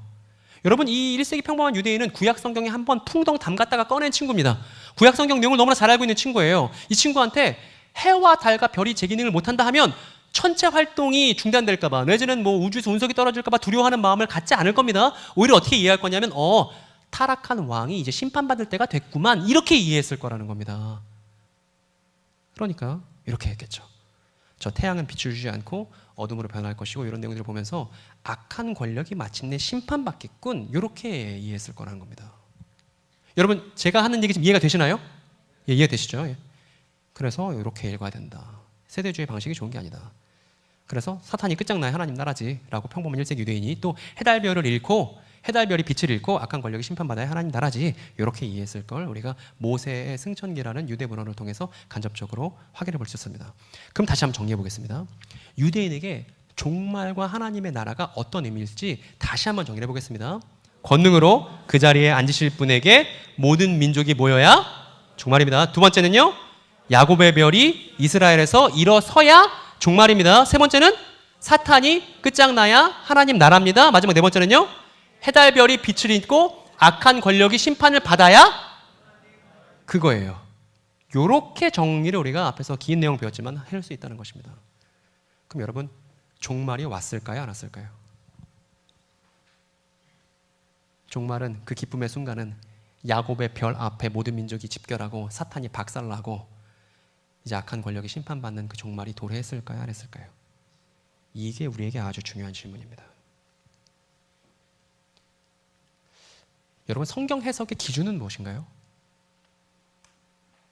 성경을 읽을 때 아리까리한 부분들이 있어요. 성경 해석의 기준은 뭡니까? 아까 1세기 유대인의 입장에서 보자고 했죠. 근데 가끔 이런 답변이 나옵니다. 성경 해석의 기준 예수님이요. 성경 해석 기준 뭐죠? 하나님이요. 그런데 예수님 하나님이라고 말하면 아무짝에 쓸모가 없습니다. 왜냐하면 신천지 교인에게 묻습니다. 성경 해석의 기준이 뭐예요? 그럼 신천지 교인이 뭐라고 말하겠어요? 예수님이에요. 하나님이에요. 이렇게 똑똑하게 말한단 말입니다. 그래서 예수님 하나님이라는 말만으로는 모자라요.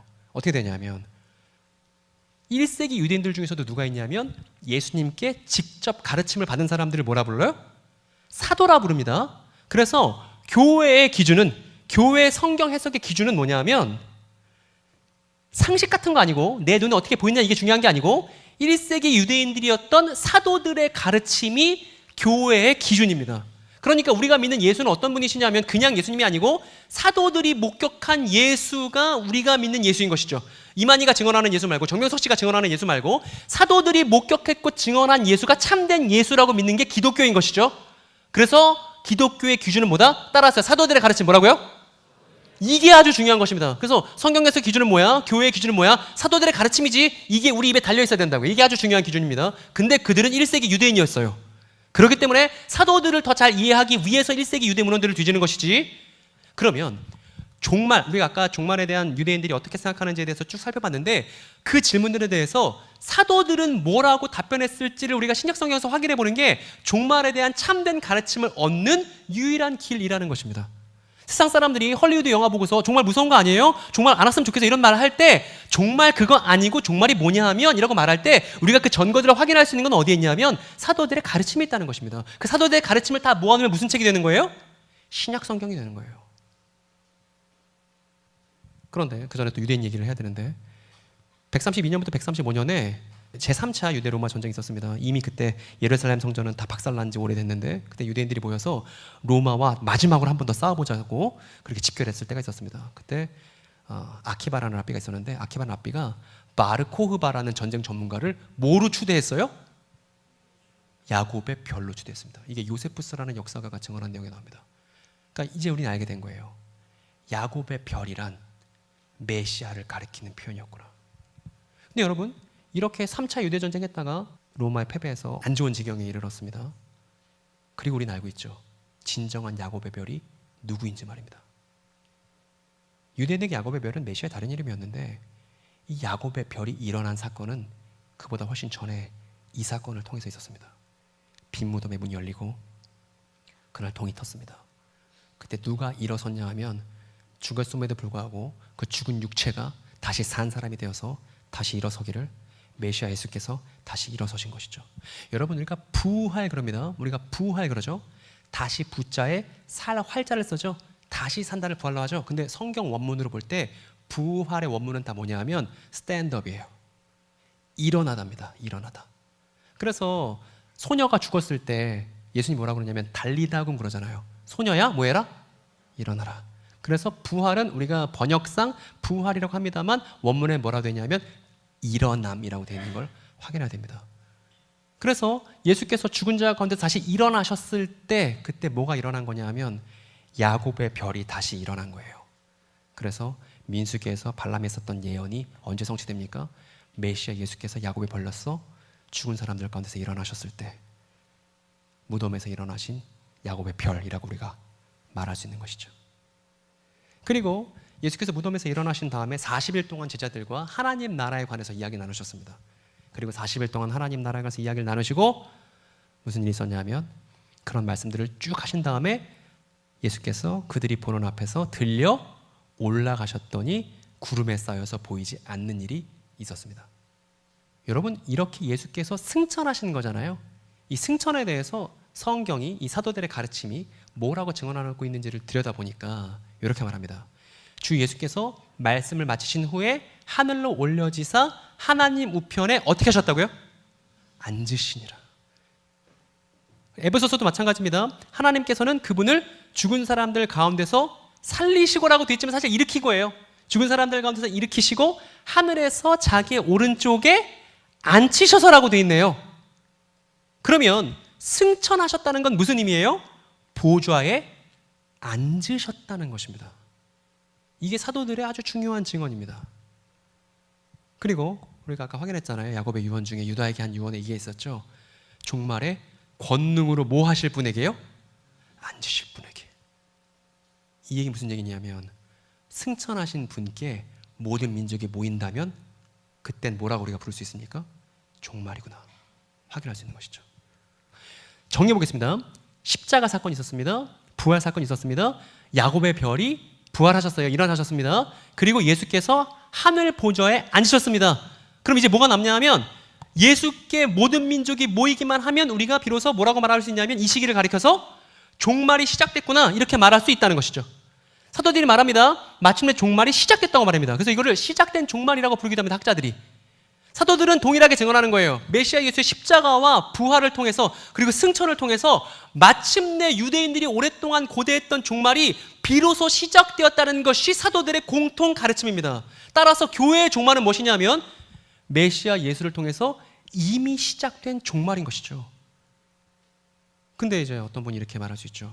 그런데 소장님 아직 모든 민족에게 예수님께 모인 건 아니잖아요. 미전도 종족도 있는 거 아니겠습니까? 그러니까 종말은 아직 아니죠.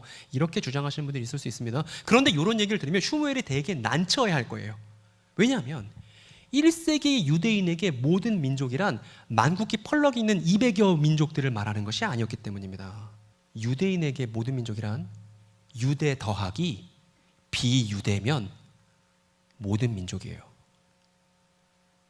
이해되십니까 여러분? 유대인과 비유대인은 이방인이죠. 유대인 더하기 이방인 하면 유대인들은 뭐라 불러요? 모든 민족이라 불러요. 이건 우리의 상식이 아닌 거예요. 그들의 언어 방식인 것이지 현대인의 상식과 다르다는 것입니다. 성경을 읽는 방식은. 그래서 근거가 있습니다. 어떤 거냐면 사도들이 유대인들에게 복음을 전했습니다. 그리고 유대인들을 넘어서 이방인들, 특히 로마인들에게 복음을 전했어요. 그러면 사도들은 뭐라고 말할 수 있는 거예요? 복음을 어디에 전했다? 모든 민족에게 전했다라고 말할 수 있었다는 것입니다. 그래서 유대를 넘어서 복음이 이방인 지역으로 넘어가면 모든 민족에게 복음이 선언되기 시작했다고 신약 성경이 말한다는 거예요. 제가 구절 하나 갖고 왔습니다. 바울인데 바울 서도가 뭐라고 말하냐면 이렇게 말합니다. 같이 한번 읽어볼까요? 이 복음은 온 세상에 전해진 것과 같이 여러분에게 전해졌습니다. 여러분이 하나님의 은혜를 듣고서 참되게 깨달은 그날로부터 여러분 가운데서와 같이 온 세상에서 열매를 맺으며, 이 구절을 보고서 조선 사람인 우리는 아니 조선에는 아직 복음도 전해지지 않았는데 골로새라는 이방 지역에 복음이 전달됐다고 해서 온 세상에 복음이 전해졌다고 말할 수 있나요? 이렇게 우리가 반문할 수 있습니다. 그런데 유대인의 입장에서는 충분히 가능하다는 거예요. 왜냐하면 유대를 넘어서 비유대 지역에 복음이 전파되면 그게 온 세상이거든. 그러니까 야곱의 별이 부활했습니다. 그리고 그분이 하늘 보좌에 앉으셨습니다. 그리고 예수께 유대인들도 모였고 이방인들도 모였죠. 그러면 유대인들도 모였고 이방인들도 모였으니까 모든 민족이 모이기 시작했다고 증언할 수 있다는 것입니다. 이거를 몰랐어요, 존 넬슨 다비는. 근데 신학이 발전하면서 유대인들에 대한 오랜 연구를 통해서 이걸 알게 됐습니다. 알고 나니까 뭘 우리가 확인하게 된 거예요? 아, 이미 메시아 예수를 통해서 종말이라는 충격적인 시간이 시작됐구나라는 것을 확실하게 알게 된 것이죠. 그리고 결정적으로 히브리서 9장에 이런 구절이 있습니다. 이렇게요. 여러분 잘 보세요. 시대의 종말이라는 표현이 보이실 겁니다. 시대의 종말에 예수께서 단 한 번 나타나실 것이니라예요? 나타나셨습니다예요? 과거네요. 그러면 예수께서 나타나셨을 때가 종말인데 그 종말, 예수께서 나타나셔서 종말이라고 선언한 그 시점이 언제죠, 여러분? 사람은 여러분 눈으로 보세요. 예수께서 어떤 사건을 벌이실 때를 지금 히브리서가 종말이라고 선언하고 있는 거죠? 그렇죠. 그렇죠. 그러나 이제 그는 자기를 희생제물로 드려서 죄를 없이 하시기 위하여 십자가에 달리셨을 때 그때가 언제였냐면 시대의 종말이다 라고 히브리서가 정언하고 있다는 것입니다. 그런데 이게 세 번역에는 시대의 종말이거든요. 여러분이 보고 있는 개역개정에 뭐라고 되어 있냐면 이렇게 되어 있습니다. 여러분 시대의 종말을 다른 말로 번역했네요. 어떤 말로 번역했죠? 그렇죠. 그럼 세상 끝은 지구 종말의 시기, 뭐 지구가 파멸되는 시기 이런 거 전혀 관련이 없고 세상 끝이라는 말이 종말의 번역어인데 그건 언제예요? 메시아 예수께서 죄를 없이 하실 때 우리가 뭐라 말할 수 있어요? 세상 끝이구나, 종말이구나 이렇게 말하는 것이 성경적 용례라는 것입니다. 여러분 충격이에요, 아니에요? 여러분 알고 있었습니까? 새 시대가 펼쳐졌다는 거 말입니다. 메시아 예수를 통해서. 그래서 이번에 하나님 나라도 우리가 사도들의 증언을 통해서 확인해 볼 겁니다. 아까 슈무엘이 그랬잖아요. 사탄이 끝장나야 하나님 나라지, 해달별이 빛을 잃고 악한 권력이 심판받아야 하나님 나라지 이렇게 했는데 이것도 사도들의 증언에서 확인해 볼 수 있죠. 여러분 사탄 끝장났습니까? 우리 한번 OX를 해볼까요? 끝장났다, 아니다, X 한번 거수 한번 해서 수영록교회 청년들이 어떤 생각하고 있냐면 알아보겠습니다. 한번 OX 해보세요. 시작!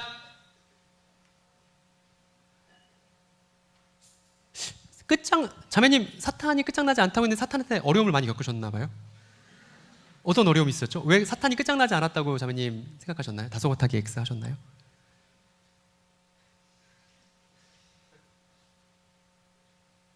깊은 생각에 잠기셨는데 어떤 사탄과 추억이 있는지 답변하기 어려우실 수 있죠.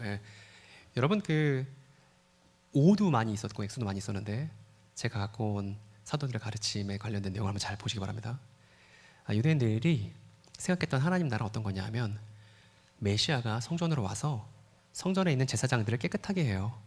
그리고 이 성전으로 모든 이방인들이 모여서 주의 율법과 말씀을 배우는 것을 하나님의 나라라고 생각했습니다. 이게 1세기 유대인들이 이해하고 있는 하나님의 나라였습니다. 유대인들은 하나님의 나라를 4, 5세기로 이해하지 않았습니다.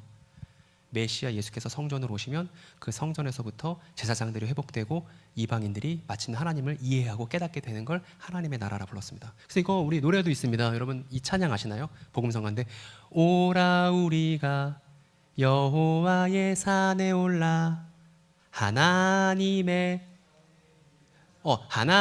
성전에 이르자로 바꿔야죠.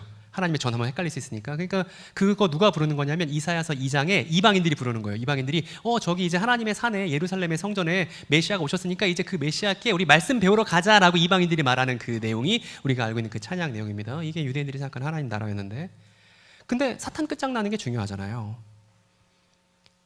여러분 히브리서에 이렇게 써 있습니다. 기독교인 여러분, 차세대 교회를 짊어질 크리스천 여러분, 대답하세요. 앞에 있는 성경의 근거에서 말입니다. 예수께서 십자가 사건을 통해서 악마를 멸하셨나요? 안 하셨나요? 확실합니까? 여러분들의 어떤 느낌과 경험과 반응과 다를 수 있습니다. 성경은 뭐라고 말하고 있죠? 그가 죽음을 겪으시고서 죽음의 세력을 쥐고 있는 자 곧 악마를 어떻게 했대요? 그럼 사탄은 끝장난 거예요? 안 난 거예요? 끝장난 거예요, 여러분. 그가 사망으로 말미암아 사망의 세력을 잡은 자 곧 마귀를 어떻게 해요? 없애셨다네요. 그러니까 메시아 예수의 십자가를 통해서 사탄, 마귀, 악마 아무짝에 쓸모없는 것이 돼버렸다는 얘기네요. 이게 사도들의 가르침, 우리가 갖고 있는 신약 성경이 증언하는 바입니다. 근데 이제 여러분들이 갖고 있는 어떤 난점들 제가 잘 알고 있습니다. 여기 멸하시고 없이하시며라고 번역돼 있는데 이걸 원문으로 보면 뭐라고 써 있냐면 이렇게 돼 있는데 카타에르고라는 단어인데요. 요런 뜻이에요. 존재 자체가 완전 사라져갖고 소멸됐다 이런 얘기가 아니고요. 요런 의미인 것입니다. 어떤 뜻이에요, 여러분? 제 기능을 수행하지 못하다 무력화시키다라는 의미가 여기에 나오는 멸하시고입니다. 그러니까 메시아 예수의 십자가 사건을 통해서 사탄은 더 이상 제 기능을 수행할 수 없게 됐다는 것이죠. 여러분 사탄은 검사입니다. 여러분들이 죄지면 하나님께 가서 고발하는 애죠. 근데 더 이상 예수께서 승천하셔서 대언자로 계시기 때문에 사탄은 우리를 고발할 수가 없어요. 제 기능을 수행할 수 없게 된 것이죠. 이게 멸하다의 의미입니다. 사탄을 멸하다. 그래서 이걸 이렇게 표현했습니다. 기능부전이다. 사탄의 기능부전이다. 그리고 나서 이제 그 사건이죠. 예수께서 십자가 달리셨습니다. 예수께서 십자가 달리셨을 때 어떤 일이 있었냐면 낮 12시가 되었을 때 어둠이 온 땅을 덮어서 오후 3시까지 되었다. 이렇게 증언하고 있습니다. 여러분 그러면 어둠이 온 땅을 덮어서 오후 3시까지 되었다면 해랑 달이랑 별은 뭐하고 있는 거예요? 아마도 이 장면을 보고 있었던 슈무엘이 생각했을 겁니다. 해달 별이 제 기능을 못하고 어두워졌네. 그럼 무슨 뜻입니까? 이 해달 별이 어두워지는 배경은 어떤 사건을 보여주고 있는 거예요? 이제 이 자리에서 악한 권력이 심판받아야 마땅한 자리로서 배경 설정이 된 것이죠. 악한 권력이 심판받겠네. 근데 우리가 잘 알고 있습니다. 해달별이 제 기능을 못하고 악한 권력이 심판받는 그 자리에서 누가 심판받으셨죠? 메시아 예수께서. 왜요? 왜요? 같이 한번 읽어볼까요? 하나님께서는 죄를 모르시는 분에게 우리 대신으로 죄를 씌우셨습니다. 그것은 우리가 그리스도 안에서 하나님의 의가 되게 하시는. 여러분 그러면 해와 달과 별이 제 기능을 못할 때 심판을 받았어야 하는 악한 권력은 누구였죠? 정체가? 그 자리에 십자가에 매달려서 심판받았어야 되는 악한 권력이 원래 누구였습니까? 우리잖아요. 나였잖아요. 이걸 인정하면 뭐예요? 크리스찬이잖아요. 내가 심판받아야 될 마땅한 사람이었는데 나 대신 메시아 예수께서 대신 심판받은 자리가 저 자리였구나 이거잖아요. 근데 여러분 알죠?